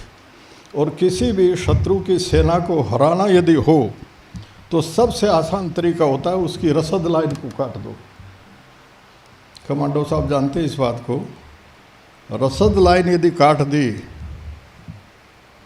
तो शत्रु वैसे ही हार जाता है। और ये खूबी नाहर सिंह जी में, बलराम जी में, सब में रहती थी। भरतपुर और बल्लभगढ़ का सदा भाईचारा रहा। लंबी बात नहीं करना चाहूँगा। भरतपुर ने वही किया कई बार जो नाहर सिंह जी चाहते थे। आपको एक बात कह कर के अपनी बात समाप्त करूं, और वो ये कि हमारे समाज की बेटियों और बहुओं को राजस्थान में घाघरे के अंदर नाड़ा डालने की इजाज़त नहीं थी। नाड़ा नहीं डाल सकते थे। आप तो जानते होंगे इस बात को, राजस्थान से हैं। ऊपर से मूंज की जेवड़ी बांध करके घाघरे को रखा जाता था। और यदि किसी राजपूत का कोई समारोह हो रहा हो और आपके किसी व्यक्ति को वहाँ से गुजरना हो तो अपनी जूतियाँ उतार करके सर पर रखनी पड़ती थी। और यदि किसी सार्वजनिक प्याऊ पर पानी पिलाना हो हमें, तो औरों को तो सागर से पिलाया जाता था और हमारे समाज के लोगों को इतना लंबा पतनाला होता था लोहे का, उससे पिलाया जाता था। और बहुत सारे इस तरह से पाबंदियाँ थी। घोड़े पर नहीं बैठ सकता था हमारा वर जिसकी शादी होनी होती थी। राजपूत की चारपाई पर नहीं बैठ सकते थे। किसने दिलाई ये आज़ादी हमें? जब 1763 में महाराजा सूरजमल का हिंडन नदी के पास लड़ते हुए देहावसान हो गया तो महारानी किशोरीबाई ने बहुत सूझबूझ के साथ गद्दी के लिए होने वाले झगड़े को निपटाया, सब भाइयों को मनाया और जवाहर सिंह को गद्दी पर बैठा दिया। योग ही वही था। और महारानी किशोरीबाई ने कहा, गद्दी पर बैठने के 10 दिन बाद, बेटे मैं पुष्कर नहाना चाहती हूँ। तो जवाहर सिंह ने कहा, माँ 2 तरीके हैं, एक तो ये कि आप अकेली चली जाएं, 50-60 सैनिक सादे वेश में मैं आपके साथ भेज दूं और आप स्नान करके आ जाएं। कहने लगी दूसरा तरीका अम्मा ये है कि हम फौज लेकर चलें, लेकिन यदि फौज लेकर गए तो जयपुर का सवाई माधो सिंह लड़ाई लड़ेगा, हमें रोकेगा। तो किशोरीबाई ने क्या कहा, रोके या न रोके फौज लेकर चलेंगे, और नहीं भी रोकेगा तो जयपुर के बीच से निकलेंगे, उसको ये कहने का अवसर नहीं देंगे कि जवाहर सिंह डर करके भाग गया। जा कर के स्नान कर लिया। पंडों ने रोका कि आप यदि स्नान करेंगे तो ब्रह्म सरोवर अपवित्र हो जाएगा। जवाहर सिंह ने धमका दिया, दूर जाकर खड़े हो जाओ, नहीं तो ठीक नहीं रहेगा, हम जानते हैं क्या पवित्र और क्या अपवित्र है। उस समय केवल 3 लोगों को ब्रह्म सरोवर में नहाने की इजाज़त थी। अंदाज़ा लगा लीजिए, नाम नहीं ले रहा हूँ कौन थे 3। फौज भी नहा ली, महारानी भी नहा ली और जवाहर सिंह भी नहा लिए। आए अजमेर से आगे चले जयपुर की तरफ, तो माधो सिंह भी 5-6 हज़ार सैनिकों को लेकर आ गए। लड़ाई हुई। जब माधो सिंह ने ये देखा कि जीत नहीं पाऊंगा, तो संधि के लिए सफ़ेद झंडा लहरा दिया। दोनों बैठ गए। जितने भी प्रतिबंध थे वो सब हटवाए, और उन प्रतिबंधों का क्या परिणाम था? उस समय 50,000 हमारे परिवार यूरोप पलायन कर गए थे, यूरोप चले गए थे। उनको वहाँ पर रोमा जिप्सी कहा जाता है आजकल। पेरिस से करीब 45 मील उनके एक उसमें जगह पर हम गए थे। आज भी वो वहाँ की जो महिलाएं हैं वो घाघरा पहनती हैं, और जो गीत गाती हैं वैसे ही गीत होते हैं जैसे राजस्थान वाले गाते हैं, उसी लय में। भाषा ज़रूर बदल गई है। तो हमारे लोगों ने बहुत कष्ट भी सहे हैं, और उसके अनेक कारण भी हैं। ये फिर कभी बात करेंगे। एक बार शिव महाराज और पार्वती का संवाद हो गया, एक संस्कृत की पुस्तक में वो आता है। पार्वती ने कहा, महाराज आप जिनकी इतनी प्रशंसा करते हैं उनका तो कहीं उल्लेख ही नहीं मिलता है। तो शिव जी ने वो सारे गुण फिर गिनाए कि जाटों में क्या क्या गुण है, और आखिर में ये कहा कि भगवान इनका उल्लेख इसलिए नहीं मिलता कि जिनके हाथ में कलम है ना, वो इनसे चिढ़ते हैं, इसलिए उल्लेख नहीं करते इनका। तो हम लोगों ने सदा उपेक्षित किए हैं।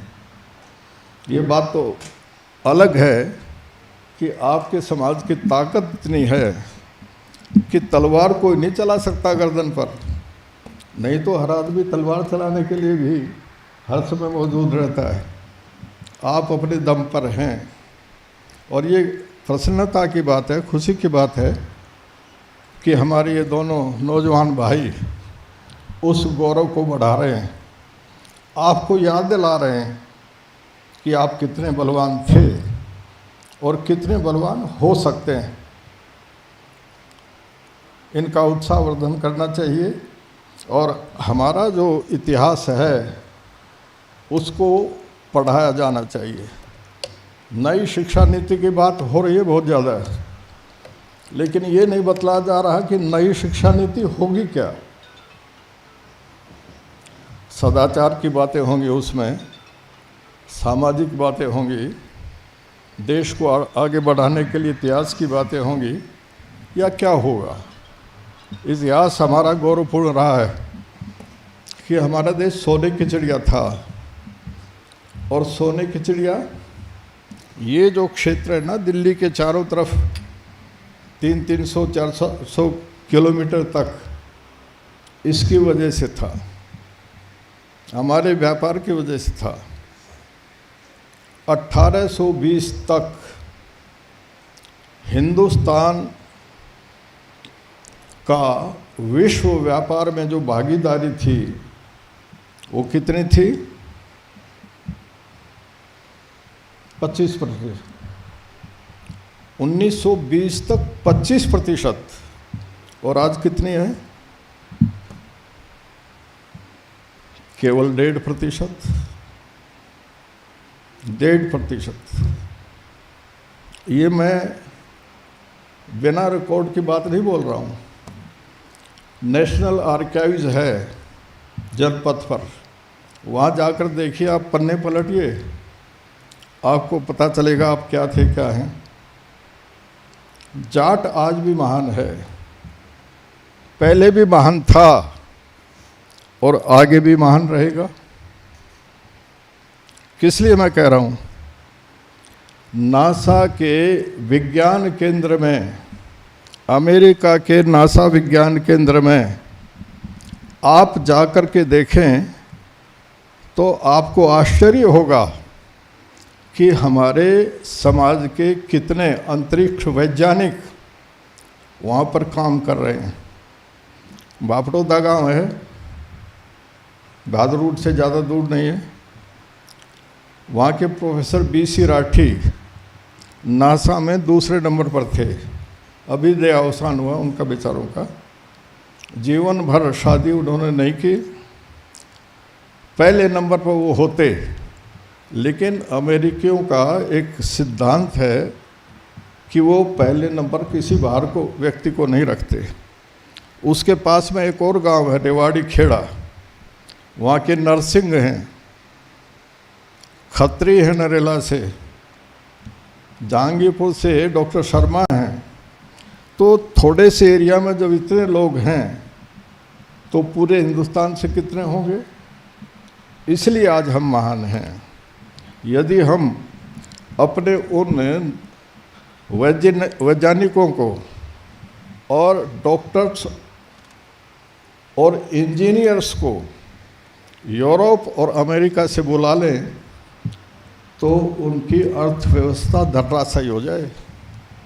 लेकिन दुर्भाग्य हमारा कि हम अपने इन विद्वानों को इतना ज़्यादा पैसा नहीं दे पाते और हमारा ब्रेन ड्राइव हो रहा है। हमारे जो अच्छे लोग हैं वो बाहर जा रहे हैं।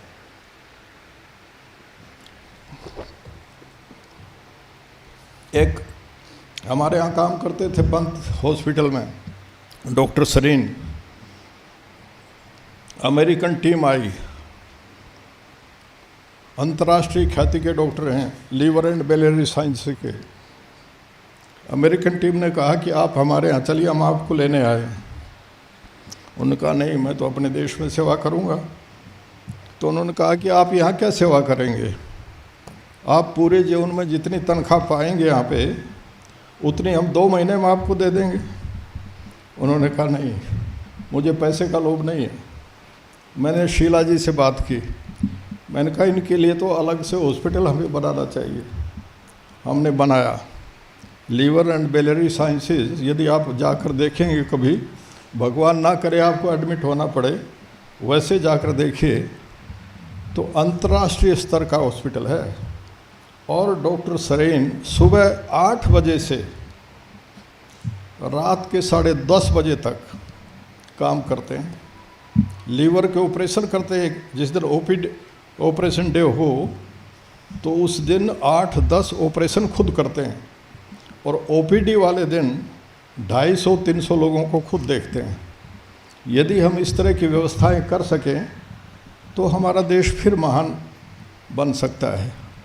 मैं बीच में आए हैं भाई हरपाल राणा जी, अपनी ओर से आप सब की ओर से उनको बधाई देना चाहता हूं कि उन्होंने नाहर सिंह जी की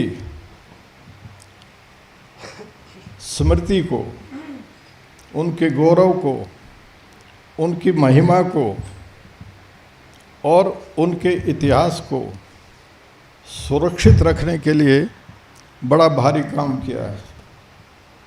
शराब का ठेका खुल गया था, सरकार ने खोल दिया था, लड़ाई लड़के इन्होंने बंद करवाया और उनका दिन मनाते हैं। जिस दिन बलिदान हुआ उस दिन चांदनी चौक में जहाँ फांसी दी गई थी, उस दिन वहाँ हवन करते हैं, अपने सब लोगों को बुलाते हैं। माननीय बहन जी भी आई है वहाँ पर। तो हम अपने पूर्वजों को यदि सम्मान पूर्वक याद करते रहेंगे तो हमें भी बल मिलेगा और हमारा समाज भी आगे बढ़ेगा। हमारे समाज के कितने गोत्र हैं? नहीं, प्रधान जी ठीक कह रहे हैं, 4800 हैं और उस पर रिसर्च होनी चाहिए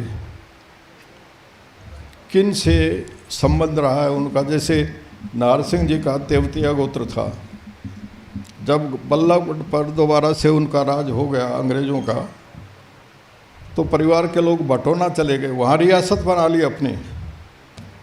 चौधरी चरण सिंह जी भी उसी परिवार से है, तेवतिया परिवार से। और बहुत सारे हमारे इस तरह के हैं। जैसे एक महाभारत के समय में इंद्रप्रस्थ में युधिष्ठिर ने राजसूय यज्ञ किया था, तो चारों भाइयों को चारों दिशाओं में दिग्विजय के लिए भेजा था। नकुल को पश्चिम दिशा दी थी। नकुल ने सबसे पहले रोहितक पर चढ़ाई की, और रोहितक जिसको आज रोहतक कहते हैं। हमारे यहाँ क्या है कि हम कहानियाँ गढ़ देते हैं। विकिपीडिया है ना, नई तकनीक है, बहुत सारी बातें नई होती हैं उसमें। लेकिन वहाँ भी मैंने सुना जब, तो ये कहा गया कि रोहतास नाम का एक राजा हुआ जिसने रोहतासगढ़ बसाया। ये बात कहीं है ही नहीं, अपनी तरफ से गढ़ ली गई। रोहितक नाम था, और रोहितक नाम इसलिए था कि रुहिड़े के वन के पास बसाया गया था। और रुहिड़े के वृक्ष को रोहितक कहा जाता है। अब यहाँ ख़त्म हो गया है, रोहतक के आसपास नहीं मिलता है। लेकिन आप बेवाने से लोहारू जाएं या उससे आगे राजस्थान में जाएं तो वो पेड़ वहाँ मिलता है। कई औषधियाँ बनती हैं उसकी, रोहितारिष्ट, रोहिताशव, पेट के हर रोग को ठीक करती है उसकी छाल की दवाई। और जब वो खिलता है तो पत्ते दिखाई नहीं देते, फिर फूल ही फूल होते हैं। इसलिए रोहतक को रम्य कहा है महाभारत में।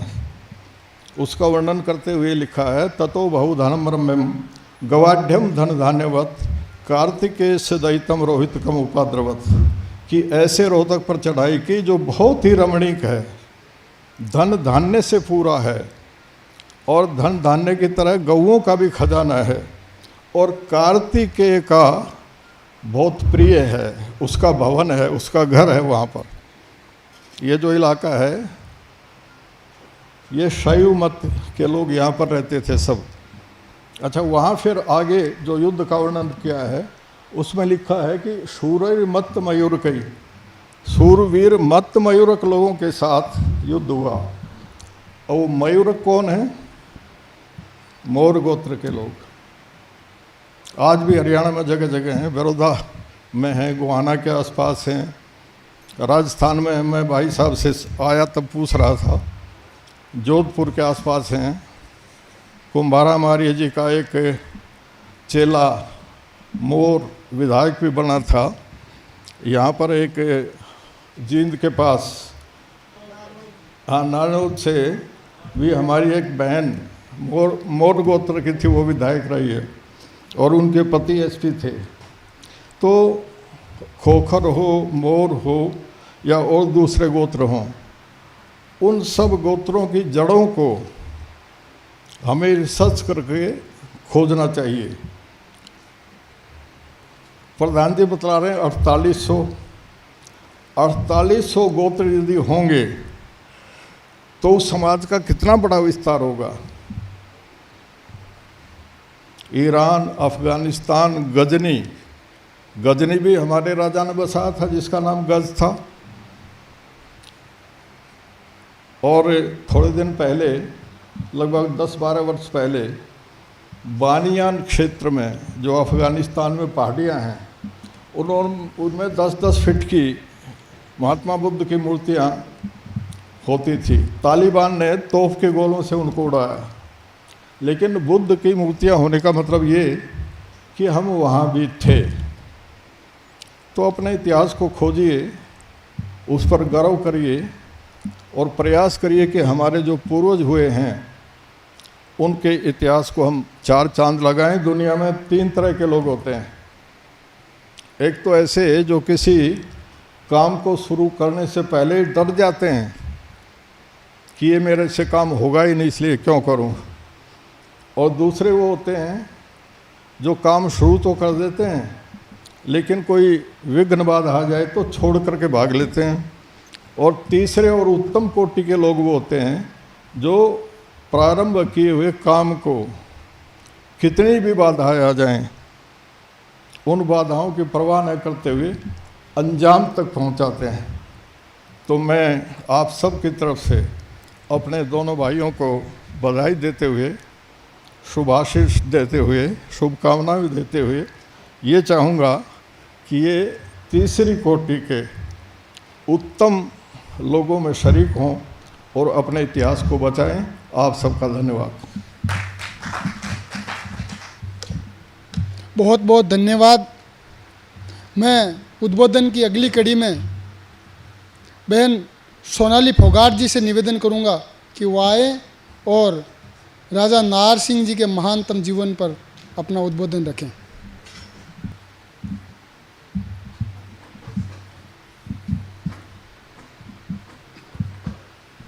राम राम जी सभी को। इस कार्यक्रम के आयोजन में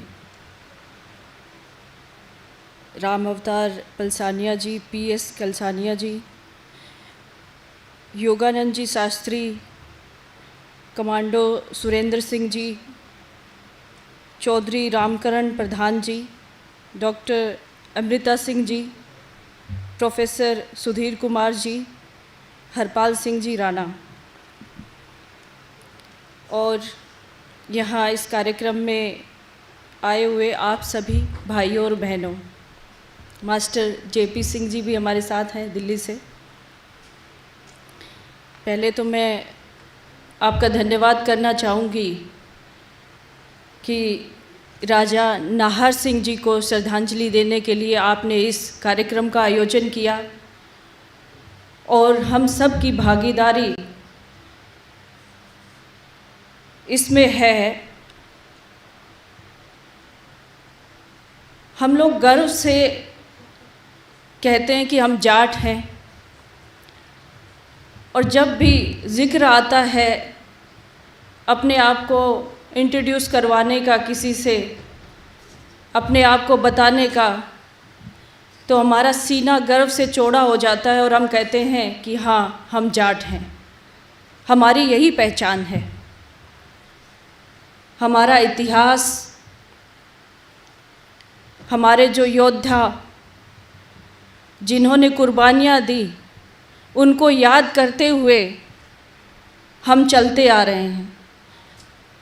लेकिन जितना हमें करना चाहिए वो शायद हम नहीं कर पा रहे हैं। आप सभी ने मुझसे पहले जितने महानुभाव यहाँ पे बोल के गए, मैं उन सब से छोटी हूँ और इतनी जानकारियाँ भी मैं नहीं रखती, फिर भी अपने मन की बातें आपके सामने शेयर करूँगी कि जाट एक ऐसा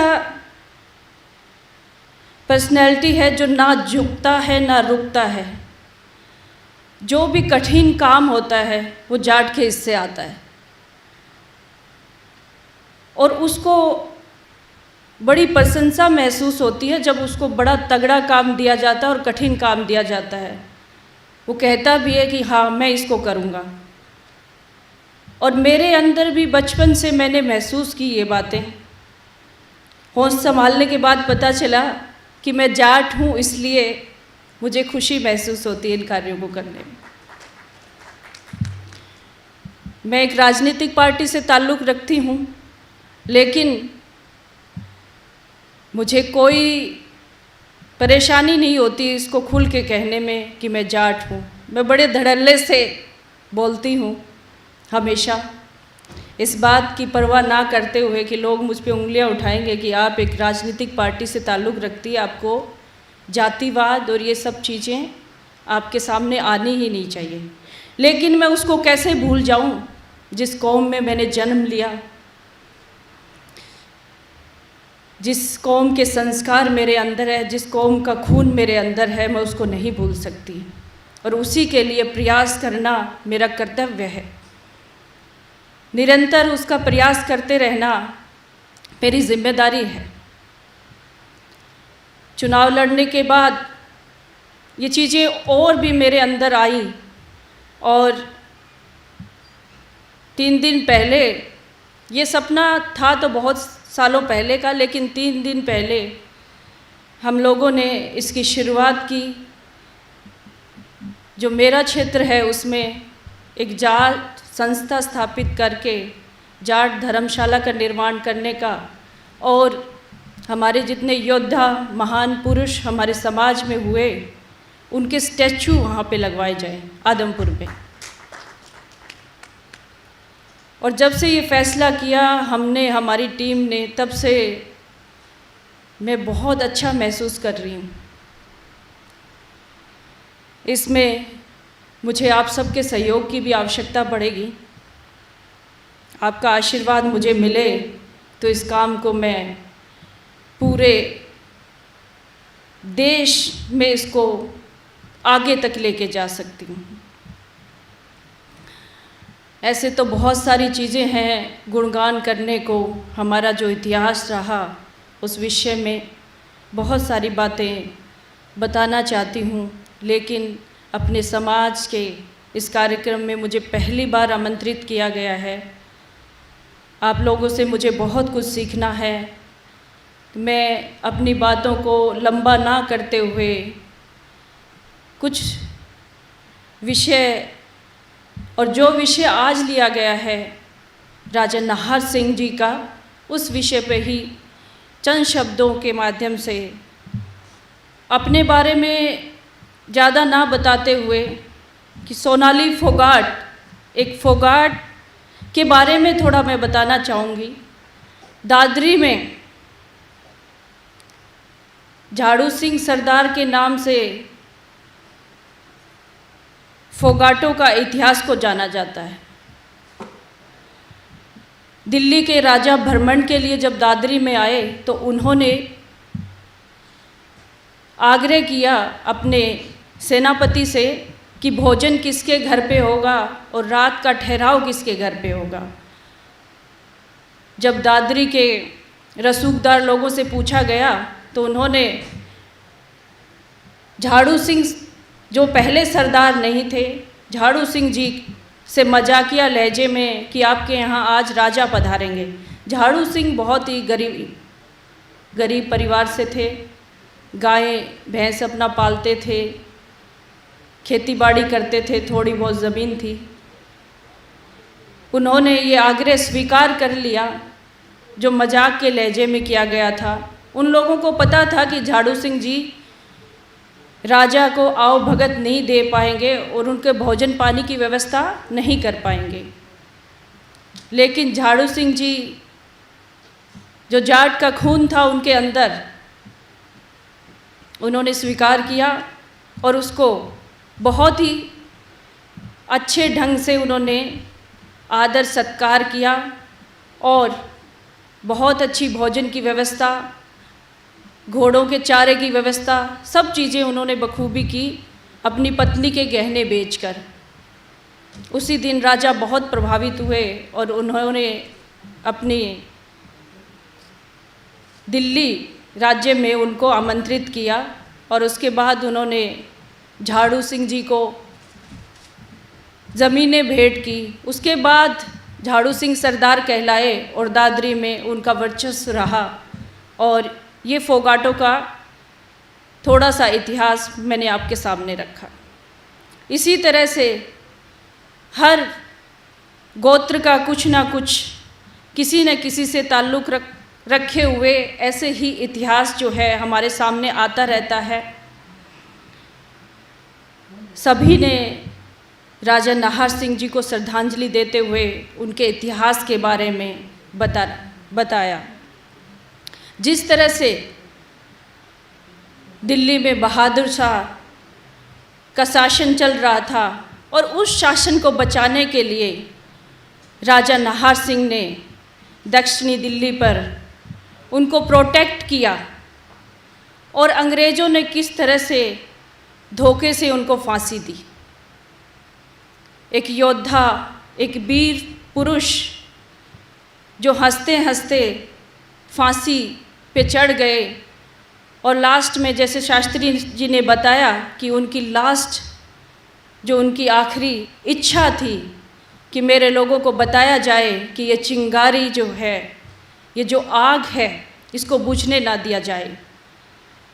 लेकिन अंग्रेज़ों ने उनके पार्थिव शरीर को भी वहाँ पर नहीं भेजा। उनको डर था कि ये चिंगारी कहीं भड़क ना जाए और लोग विद्रोह ना कर दें। इस तरह से राजा नाहर सिंह ने अपना बलिदान दिया अपने देश के गौरव को बचाने के लिए। इसी तरह से महान पुरुष हमारे समाज में बहुत सारे योद्धा हुए, हमारे इतिहास को बचाने के लिए लगन के साथ हर व्यक्ति को हमारे समाज से जो जुड़ा है उसको लगना चाहिए। और ये जो मुहिम हम सब ने मिल के चलाई है, इसमें सभी का योगदान हो तभी हम लोग जिस तरह के हम हैं हमें दिखाने की ज़रूरत है। और ये जो योगदान हमारा ज़रूर सफल होगा। हम सब साथ मिलकर चलेंगे तभी कामयाब होंगे। और हमें कभी झिझक महसूस नहीं होने चाहिए हमें अपने आप के बारे में बताने में या अपनी कौम के बारे में बताने में। यही हमारा सब कुछ है, यही हमारी पहचान है। और आज मुझे यहाँ इस कार्यक्रम में आमंत्रित किया गया, मुझे बहुत खुशी महसूस हो रही है। वैसे तो रोज़ ही कहीं ना कहीं किसी कार्यक्रम में जाते हैं, लेकिन आज का ये निमंत्रण मेरे लिए बहुत बड़े सौभाग्य की बात है। और हमेशा मेरा योगदान आप सभी के साथ रहेगा। इन्हीं शब्दों के साथ मैं अपनी बात को समाप्त करती हूँ और आपका आशीर्वाद लेकर अपने कौम को आगे बढ़ाने का हमेशा काम करूँगी, अपने समाज को आगे बढ़ाने का हमेशा काम करूँगी। आप सभी का बहुत बहुत धन्यवाद।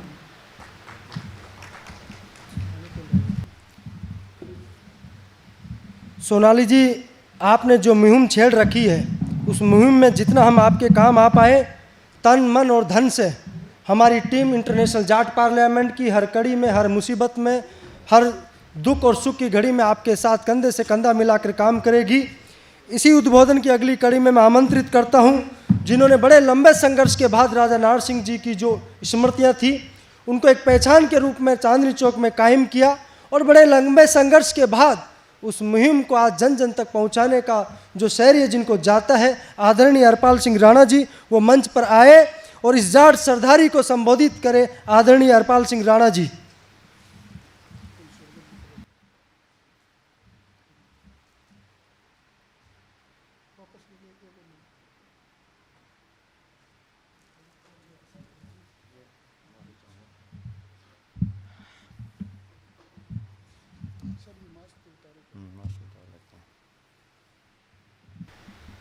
मंच पर उपस्थित आदरणीय रामकरण जी, डॉक्टर योगानंद शास्त्री जी, कमांडो जी और फोगाट हमारी बेटी और आए हुए सभी साथियों,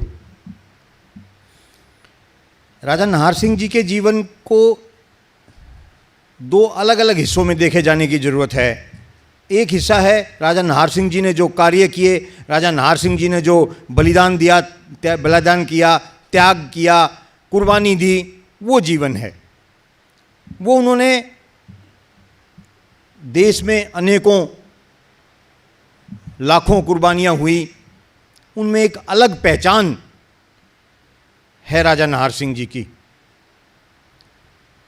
बहुत से डॉक्टर योगानंद शास्त्री जी ने जितनी जानकारी यहाँ पे दी है शायद हमारे पास उतनी नहीं है, लेकिन 6 अप्रैल 21 को जन्म हुआ, कपूरथला में उनकी शादी हुई और बचपन में, जवानी में और जब तक राजपाट संभाला उससे पहले उनके कई ऐसे किस्से हैं जो उनकी बहादुरी की गाथा आज भी बताने को मन करता है। उन्होंने एक बार जंगल में अपने एक सेवक की जान बचाते हुए या साथी की जान बचाते हुए शेर का जबड़ा फाड़ दिया था। उसके बाद अगर हम आगे बात करें, उन्होंने क्या कुर्बानी की, उनको कैसे धोखे से दिल्ली में बुलाया गया। ये जाट जितना भोलापन, जाट जितना त्यागी, तपस्वी शायद ही दूसरी कोई कौम हो। उन्होंने जो कार्य किए और आज की स्थिति में हम उनको कितना सम्मान दे पाए, ये दूसरा विषय है। चांदनी चौक के ऊपर फांसी दी गई, उनकी आखिरी जो इच्छा पूछी गई, योगानंद शास्त्री जी ने बताया, उस पर समय नहीं लूँगा, मैं पहले से ही देर से आया हूँ।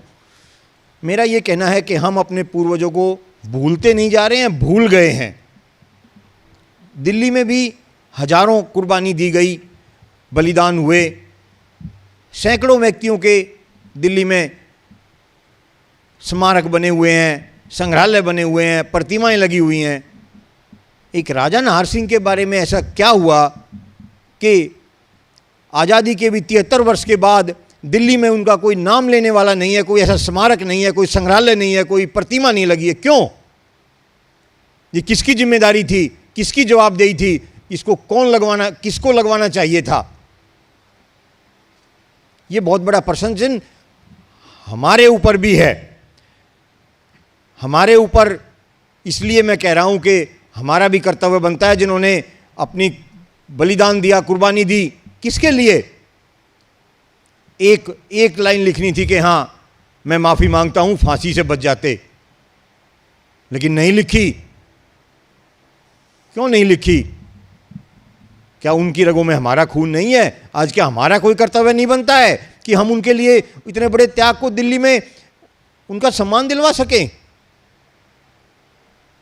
सम्मान की तो बात छोड़िए, जो अपमान उनका किया जा रहा था। हरियाणा में उनके महल में, बल्लमगढ़ में 2002 से शराब का बार चलाया जा रहा था, शराब का बार। और जब सरकार से वार्ता की गई तो सरकार ने लिख के दिया कि अगर हमने शराब का बार बंद कर दिया तो सरकार की आमदनी कम हो जाएगी। इससे बड़ी शर्म की और क्या बातें हो सकती हैं सरकार के लिए? लिख के दिया। पहले तो 2 साल तक कोई जवाब ही नहीं दिया, पत्र आते जाते रहे, कार्रवाई होती रही, देख रहे हैं, बताएंगे, सोचेंगे, करेंगे, चलता रहा। प्रधानमंत्री कार्यालय के द्वारा 3 पत्र लिखे गए कि जवाब दीजिए, फिर एक्शन टेस्ट रिपोर्ट मांगी गई। तो उसके बाद कहा गया कि हम बार बंद नहीं कर सकते, हमारी सरकार की आमदनी कम हो जाएगी, सरकार टैक्स के पैसे से चलती है। अभी भी मैं 3 दिन पहले के 4 दिन पहले का एक पत्र प्राप्त हुआ, वहाँ पर एक 6 अप्रैल को बैठक हुई, उसमें तय किया गया कि राजा नाहर सिंह जी के महल को पुरातत्व विभाग को हस्तांतरित करवाया जाए। डॉक्टर योगानंद शास्त्री जी से और चौधरी रामकरण जी से भी इस विषय में काफ़ी लंबी चर्चाएं होती रहती हैं।